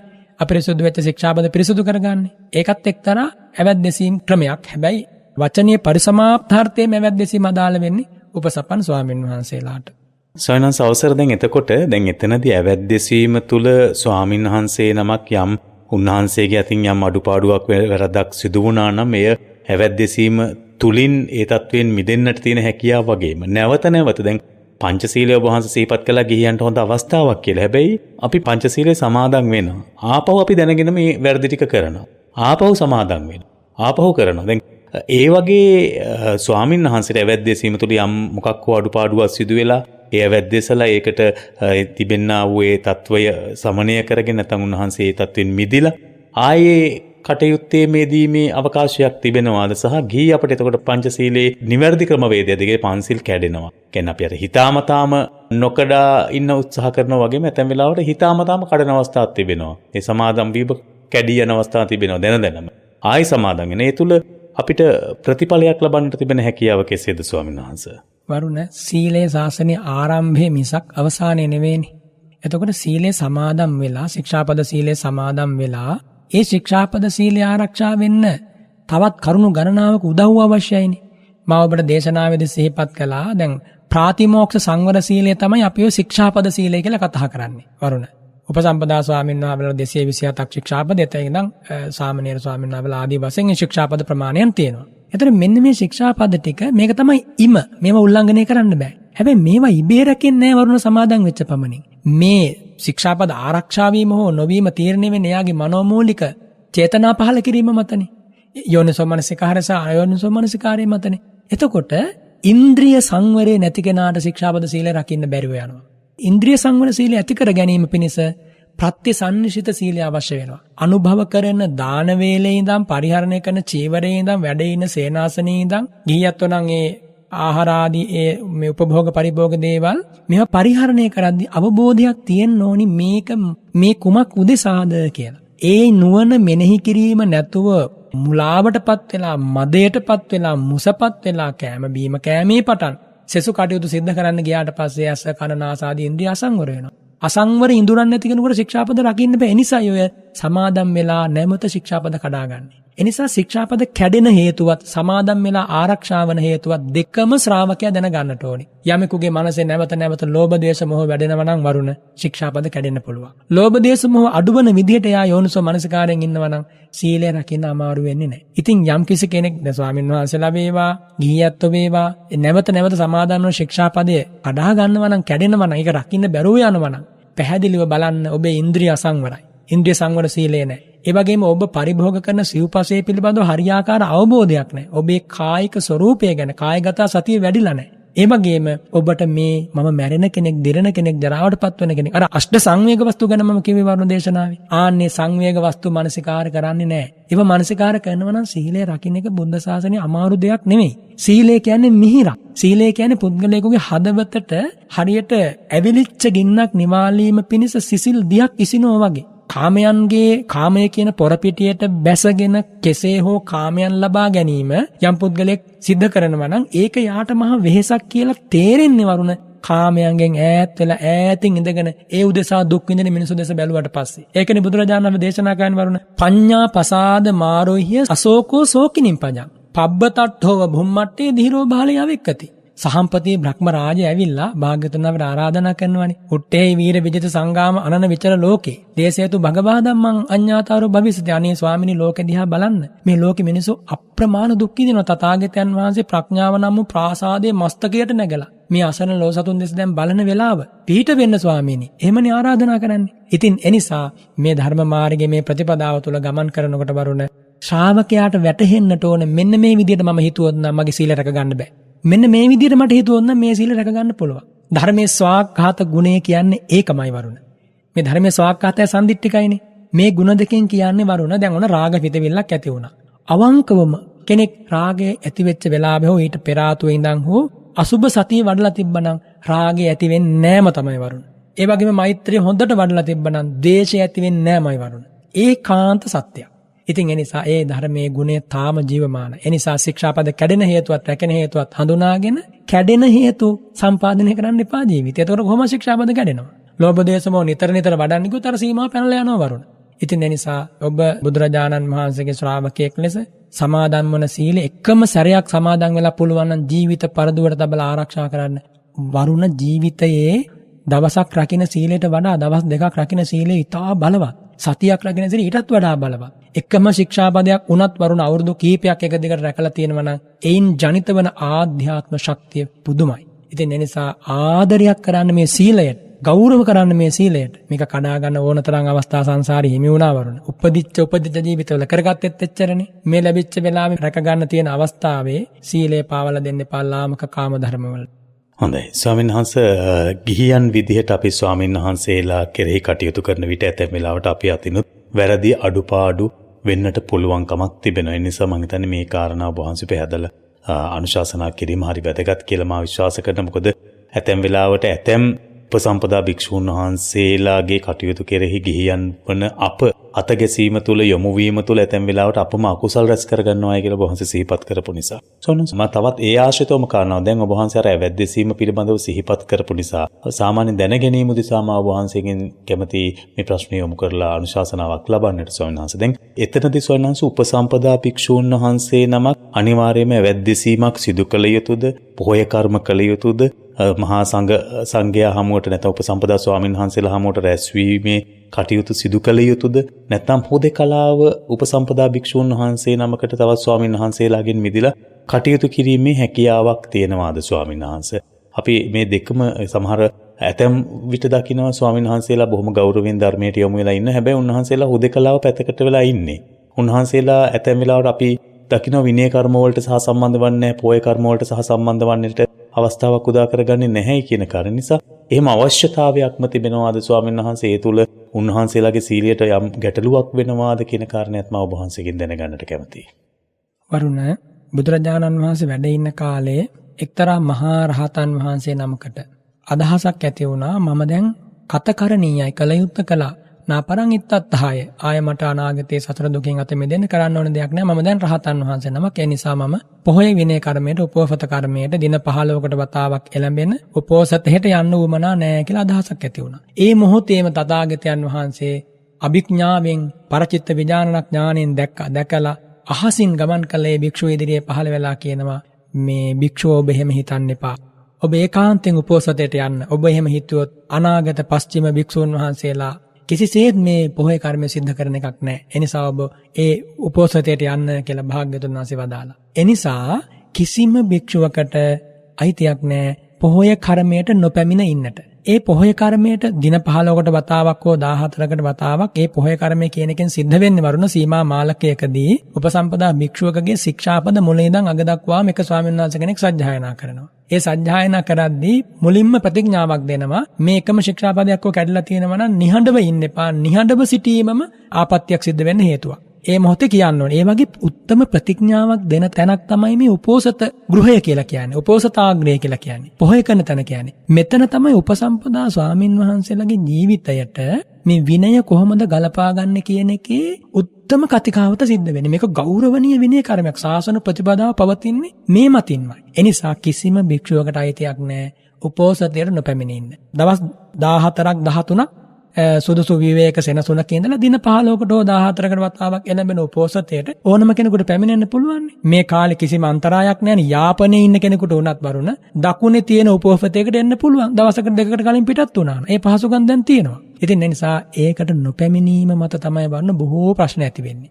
භික්ෂුන් වහන්සේ කෙනෙකුට හුදකලා වෙන්නට අවසර ලැබෙන්නේ විනයානුකූලව පැවිදි වෙලා උපසම්පදාවටපත් වෙලා වස් 5ක් ගුරු වැසුරු ඉඳගෙන ඒ වස් 5 තුල ගුරුවරයාගෙන් ගත යුතු, ගුරුවරයා ඉගැන්විය යුතු, ශිෂ්‍යයා පුහුණු විය යුතු ධර්මපරයායන් ටිකක් තියෙනවා විනයේ. ඔබේ ප්‍රාතිමෝක්ෂ කටපාඩමේ තියාගන්න ඕනි වරුණ. ශික්ෂාපද භික්ෂු භික්ෂුණී ශික්ෂාපද සීලය හොඳට කටපාඩමේ අට කතා පෙළ සහිතව ඉගෙන ගන්නට ඕන. ඒ දේවල් ඉගෙනගෙන අරහත්ත්වයේ කෙලවර කොට කර්මස්ථානයක් වඩලා තමයි ඉන් ඉදිරියට ඒ ස්වාමීන් වහන්සේ ගුරුවරයා අවසර දුන්නොත් දැන් ඔබ තනියෙන් එන සුදුසුයි කියලා යන්න පුළුවන් වෙන්නේ. එයාට කියනවා නිස්සය මුත්තක භික්ෂුව කියලා. වස් 5ක් ගත වුණාට පස්සේ එතනින් මෙහා කිසි කෙනෙකුට ඉන්න අයිතියක් නැහැ. වස් 5ක් නැති උපසම්පදා කිසිම ස්වාමීන් වහන්සේ කෙනෙකුට ගුරු වැසුරෙන් අයින් වෙලා ඉන්න විනයානුකූල අයිතියක් නැහැ. එහෙම හිටියොත් හැම අරුණක් පාසාම ශික්ෂාපදයක් කැඩෙනවා. එතකොට එහෙම දැන එහෙම කෙනෙක් ඉන්නවා නම් ඒක බලවත් වැරද්දක්. ඒ ස්වාමීන් වහන්සේ හුදකලාවේ ඉන්න ඕන. එහෙම ඉන්න අවස්ථාව එනකන් ඉන්න කියලායි මේ කියන්නේ වරුණ. ඊට කලින් ඉක්මන් වෙන්න එපා. ඉක්මන් වෙන්න එපා කියන්නේ පොඩි මනසක්නේ, අලුත් ජීවිතයක්නේ. නුහුරුයි නුපුරුදු වෙන සංසාරේ කාමයන් එක්කනේ ජීවත් වුනේ. පුංචි හරි ප්‍රශ්නයක් වෙලා පැවිද්ද එපා වුණොත්, භ්‍රමචර්යාව එපා වුණොත්, එහෙම නැත්නම් ওই සීලේ කැඩෙන විදිහේ බලවත් දෙයක් සිද්ධ වුණොත් ඊට පස්සේ ඉතින් අපායනේ අතට ගන්න වෙන්නේ. ඉතින් එනිසායි මේක මෙහෙම එපා කියලා බුදුරජාණන් වහන්සේ දේශනා කරා. ඒ නිසා උපෝසතය කියන එකට අපි ඒකාන්තයෙන් සම්බන්ධ වෙන්න ඕනේ. ඒ වගේම තමයි ගිහියැත්තෝ විශේෂයෙන් ස්වාමීන් වහන්සේලා සම්බන්ධයෙන් පිළිපදිද්දි. දැන් වරුණේ කාරණයක් ඇහුවනේ. හොඳට දැනගන්නට ඕන වචනයකින්වත් ස්වාමීන් වහන්සේලාට අපහාස කරන්න එපා. හොඳට මතක තියාගන්න මේ කියන කාරණය ස්වාමීන් වහන්සේලා පිල් බෙදලා වාද කරනවා වෙන්න පුළුවන්. ඔවුනොවුන්ට චෝදනා අපහාස ගර්ජන තර්ජන කර ගන්නවා වෙන්න පුළුවන්. ඒ කිසිම දෙයකට ඔයත් උනන් සම්බන්ධ වෙන්න එපා. කිසිම පක්ෂයක් ගන්න එපා. පැත්තකට වෙලා මේ කියා දෙන ධර්මයේ ජීවිතයට ගලප ගන්න. ඉතින් ආක යන ප්‍රශ්න ජීවිතේට දාගන්න එපා. මේ සංසාරෙත් මේ තියෙන උපාදාන ටික හොඳට මැති මේ තියෙන දුක විඳින්න. ඉතින් ඒ නිසා මේ තියෙන උපාදාන ධර්ම ටික දුරු කර ගැනීම පිණිස කටයුතු කරනවා හැර. මේ ලාමක දේවල් වලට මේ ජීවිතේ නම් තැනක් දෙන්න එපා. අපේ මනස කියන්නේ අකුසලයට වහාම ඇදිලා යනවා වරුණ. එතකොට භික්ෂුන් වහන්සේලා හෝ වේවා ගිහියත් හෝ වේවා වරදට හසු වුණොත් අනේ මේ භික්ෂුවක් නෙමේ ගිහියෙක් නෙමේ අසවල් භික්ෂුවෙක් දානේ මේ මට මෙහෙම උනේ කියලා එහෙම සමාවක් කිසිදාක හම්බ වෙන්නේ නැහැ. ඒ වගේම තමයි තෙරුවන් වහන්සේලා හා සම්බන්ධ කිසිම දෙයක් සාමාන්‍ය ජීවිතයේ සාමාන්‍ය කටයුතු වල සාමාන්‍ය චර්යා පද්ධතියට ගලප ගන්න හදන්න එපා. ඇයි මම එහෙම කියන්නේ බොහෝ දෙනා මේ ධර්මයේ තියෙන පිවිතුරු වචන පාවිච්චි කරනවා ගිහියත්න්ගේ විවිධ අවශ්‍යතා වෙනුවෙන්. වරුණට මම කියන්නේ මේ මොකද්ද කියන්නේ කියලා තේරෙනවනේ. එතකොට බුදුරජාණන් වහන්සේගේ පාරිශුද්ධ චරිතාපදානය යශෝදරා උත්තමාවියගේ පාරිශුද්ධ චරිතාපදානය ඒ වගේම මේ සසුන් පිළිවෙතේ තියෙන පාරිභාෂික වචන මාලාව මේවා ලාමක අදහස් වෙනුවෙන් ලාමක වැඩ වෙනුවෙන් පාවිච්චි කරන බොහෝ දෙනා. එයත් බරපතල පාප කර්ම කරගන්නේ. ඉතින් ඒ නිසා ওই සමාධිය කියන වචනේ ඒ වගේම ඔය ප්‍රඥාව කියන වචනේ ඔය සීලය කියන වචනේ ගෞරවනීය වචන කොච්චර තියෙනවද බුදු සසුනටම අදාළ. කෙනෙකුට හිතෙන්න පුළුවන් මේවා භාෂාවේ තියෙන වචනේ කවුරු ගත්තත් මොකද වෙන්නේ කියලා. අරගෙන බලන්නකො විපාක එන දවසට. භාග්‍යවතුන් වහන්සේගේ ශ්‍රී නාමයට කොතනකින් හරි දැන නොදැන කැලලක් ඇති කළොත් එයාට දඬුවම නම් මේ කාන්තෙන් බරපතල. ඒ නිසා මේ වහගෙන ඉන්න ඔබ සිහිපත් කරගන්න. ඒ වගේ කිසිම දෙයකට ආවඩන්න එපා. ඒ වගේ කිසිම දෙයක් ඔබේ ජීවිතේ විශේෂයෙන් දරුවෙකුට නමක්වත් තියද්දි වරුණ. මේ උතුම් ධර්මපරියායන්හි නිතර නිතර කියවෙන වචන ටිකක් වෙන ඕවා පරාමර්ශණය කරන්න යන්න එපා. ඕනතරම් නංගොත් තියෙනවනේ දාගන්න අපේ දරුවන්ට ඕනිනා. ඒ නිසා මේ පිවිතුරු දහම කියන්නේ ඒ තරමින් වචනයකින්වත් අපි අව탁සේරුවට ලක් නොකළ යුතුයි. ඒ වගේම මේ චරිත රංගපානව සමහරු සිවුරු පොරවගෙන භික්ෂුන් වහන්සේලා විදිහට රංගපානවා. ඒ වගේම සමහර ඇත්තෝ බුදුරජාණන් වහන්සේගේ උත්තම චරිතය රංගපාල පෙන්වන්න හදනවා. මේ කිසි දෙයක් වරුණ නොකළ යුතුයි. ඒකාන්ත විරාගී උත්තමයන්ගේ ජීවිතවලට සරාගී මනසකින් කිසිදාක ප්‍රවේශයක් ලබන්න බෑ. කරන වාරයක් ගානේ හිතන සිතුවිල්ලක් ගානේ කතා කරන වචනයක් ගානේ නිරේගාමී අකුසල් සිද්ධ වෙනවා. ඒ නිසා මෙව අහගෙන ඉන්න ඇත්තෝ ලස්සන මිනිස් ජීවිත අඳුරු කරගන්න මේ චීවරයත් එක්ක සෙල්ලම් කරන්න එපා. මේ උත්තම පිවිතුරු දහමේ තියෙන වචනත් එක්ක සෙල්ලම් කරන්න එපා. අපි මේවා සිහිපත් කරන්නේ වරුණ බොහෝම මෛත්‍රියෙන්. ඇයි මෛත්‍රියෙන් කියන්නේ? වරුණ නොදන්නාකම නිසානේ බොහෝ දෙනා වරදට වැටෙන්නේ. හතර අපා දුකට මේක හේතු වෙනවා කියලා හිතුවනම් කවුරුවත් වැරදි කරන්නේ නැහැ වරුණ. ඔය හැම කෙනාම ආනන්තරිය පාප කර්ම කරපු දේවදත්තටත් මේ මුලාව ඇති වුණේ වරුණ. එයාට තේරුම් ගන්න බැරුණා ඒ අවිද්‍යාවේ මහත නිසා නේ මට මේක නිරේ යන්න හේතු වෙනවා කියලා. ඉතින් ඒ නිසා භාග්‍යතුන් වහන්සේ ඒකයි දේවදත්තට පවා මහා කරුණාවෙන් පිහිට වුණේ. ඒ නිසා මේක කරුණාවෙන් කරන අවවාදයක් අනුශාසනයක් මිසක් කෙනෙකුගේ වැරදි පව් අඩුපාඩු විවේචනය කරන්න නෙමෙයි ඔබව වරදෙන් මුදවා ගැනීම පිණිසයි මේ උතුම් ධර්ම සාකච්ඡාව ඔබ වෙනුවෙන් සිද්ධ කරන්නේ. හොඳයි. මෛත්‍රී සහගත හැඟුමින් මෛත්‍රී භාවනාව ප්‍රධාන කොටගෙන කෙරෙන්නා වූ අනුශාසනා මාලාවට සමගාමී ධර්ම සාකච්ඡාවකදී සමාජයට ආදර්ශයක් ධර්මයෙන් ලබා දෙන්නට නැත්නම් සමාජයේ ජීවත් වෙන පුරවැසියන්ට මේ සමාජානුයෝජනයත් එක්ක ධර්මය අමතක කොට යම් යම් පව්කම් වලට යොමු වීමේ ඉඩකඩක් තිබෙන විට ඒවා නැවත නැවත හඳුන්වා දෙමින් ඒවායින් මිදෙන මාර්ගය ඒ තුල රැස් කරන්නා වූ අකුසලයේ බරපතලකම අපට හඳුන්වා දෙනවා නම් මඟ පෙන්වීමක් සිදු කර දෙනවා නම් මේවෙන් මිදෙන්නට එය තමයි මම හිතන්නේ අවශ්‍යම දේ. අපේ ස්වාමීන් වහන්සේ ඔබ වහන්සේ සිදු කරන්නේ තේ දෙයමයි. මම විශේෂයෙන්ම සතුටටපත් වෙනවා. අපි නොදන්න දේවල් බොහෝමයක් දැනගත්ත ස්වාමීන් වහන්සේ අද සාකච්ඡාව තුළදී. විශේෂයෙන්ම අපි සිදු කරන්නා වූ අකුසල බොහෝමයක් තිබුණා.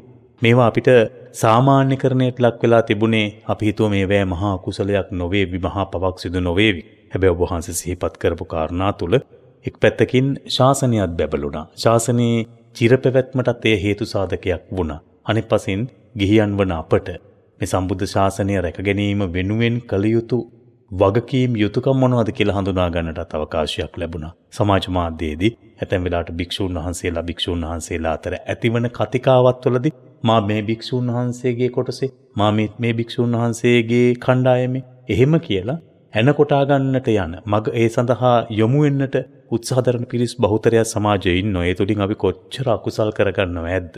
එපමණක් නොවේ අනිත් පසින් ඔබ වහන්සේ සිහිපත් කළා වගේ මේ භික්ෂූන් වහන්සේට යා යුතු සීමාව මොකක්ද? මේක ගිහියන් විදිහට අපිත් දැනගත යුතුයි කියලා අපි විශ්වාස කරනවා. මොකද ඇතැම් වෙලාවට මේ භික්ෂූත්වයේ අභිභවා කටයුතු කිරීමට යාමේදී ශාසනයේ විනාශය සිදු වුණොත් එහෙම අනාගත පරපුරට මේ ශාසනයේ අයිතිය කොහෙන්ද? ශාසනයේ තිබෙන මහා දෙවන්ත වූ ඒ ගුණ සමුදාය ලබා ගන්නට තිබෙන අවකාශය නේද හීන වෙලා යන්නේ. මේ නිසා මේ වගේ කාරණාත් සාකච්ඡා කිරීම වැදගත් කියලා අපි විශ්වාස කරනවා. අද ධර්ම සාකච්ඡාව තුළදී ඔබ වහන්සේ ඒ සඳහා මනා මඟ පෙන්වීමක් සිදු කළා ස්වාමීන් වහන්සේ. ඒ උතුම් වූ කටයුත්තම ඔබ වහන්සේට මේ උතුම් වූ සම්බුද්ධ ශාසනය රැකගන්නටත් සම්බුද්ධ ශාසනයේ ඉදිරිය තවත් බබළුවාලන්නටත් හේතු සාධකයක් වූ නිසාවෙන් මේ රැස් කළ කුසලයේ ඔබ වහන්සේට නිවීම පිණිසම වේවා කියලා මා ගෞරවයෙන් ප්‍රාර්ථනා කරනවා. නිදුක් නිරෝගී දීර්ඝායුෂත් ඔබ වහන්සේට මේ උතුම් වූ ධර්මයේ තුලදී තවත් চিරාත් කාලයක් ධර්මය සමාජගත කරන්නට ශක්තිය ධෛර්යයත් ප්‍රාර්ථනා කරනවා ස්වාමීන් වහන්සේ අපේ ශ්‍රාවකයන් වෙනුවෙන් බොහොම සත්සිතින්. සාධු සාධු සාධු මම අනුමෝදන් වෙනවා පින්වත් වරුණට net fm කාර්ය මණ්ඩලය හැම දිනාටම අතිපූජනීය මහා සංඝරත්නයට දෙනෝ 1000ක් මේ උතුම් බණපදය අහන හැම දිනාටම මේ උදාර උතුම් බුදු සසුන සදා කල්හි නිවීම පිණිස ශාන්තිය පිණිස හේතු වේවා. මෛත්‍රී භාවනාව හැම දිනම දියුණු කරන්න. කම්මැලි කමින් නැගී සිටින්න මේ ලැබිච්ච මිනිස් ජීවිතයේ සැබෑ අරුතක් ලැබෙන මේ දෙහෝරාවෙන් ඔබේ ජීවිතය වෙනස් කරගෙන උතුම් ධර්ම මාර්ගය තුලම හසුරුවා ගනී කියලා මම බලාපොරොත්තු වෙනවා. හැම දිනාට ඒ උදෙසා වාසනාව ශක්තිය ලැබේවා කියලාත් ආශිර්වාද කරනවා. සාදු සාදු සාදු. ඒ ගෞරවනීය ආශිර්වාදය එලෙසින් ලබා අපි අද දවසේ ඉරිදා සිත්නෙත් අසපුවෙන් සමුගනිමු. නැවතත් ලබන සතියේ මෙලෙසින්ම ජීවිතයට ආදර්ශවත් වූ දහම් පාඨයක් පෙරදරි කරගෙන ඒ මනුෂ්‍ය ගුණධර්මයන් තවත් වැඩි දියුණු කරගන්නට ධර්මයේ ආශිර්වාදයක් ලබන උතුම් වූ වැඩසටහනකින් හමුවීමේ අපේක්ෂාවෙනුයි අද සිත්නෙත් අසපුවෙන් සමුගන්නේ. හැම දිනාටම තෙරුවන් සරණ ප්‍රාර්ථනා කරනවා.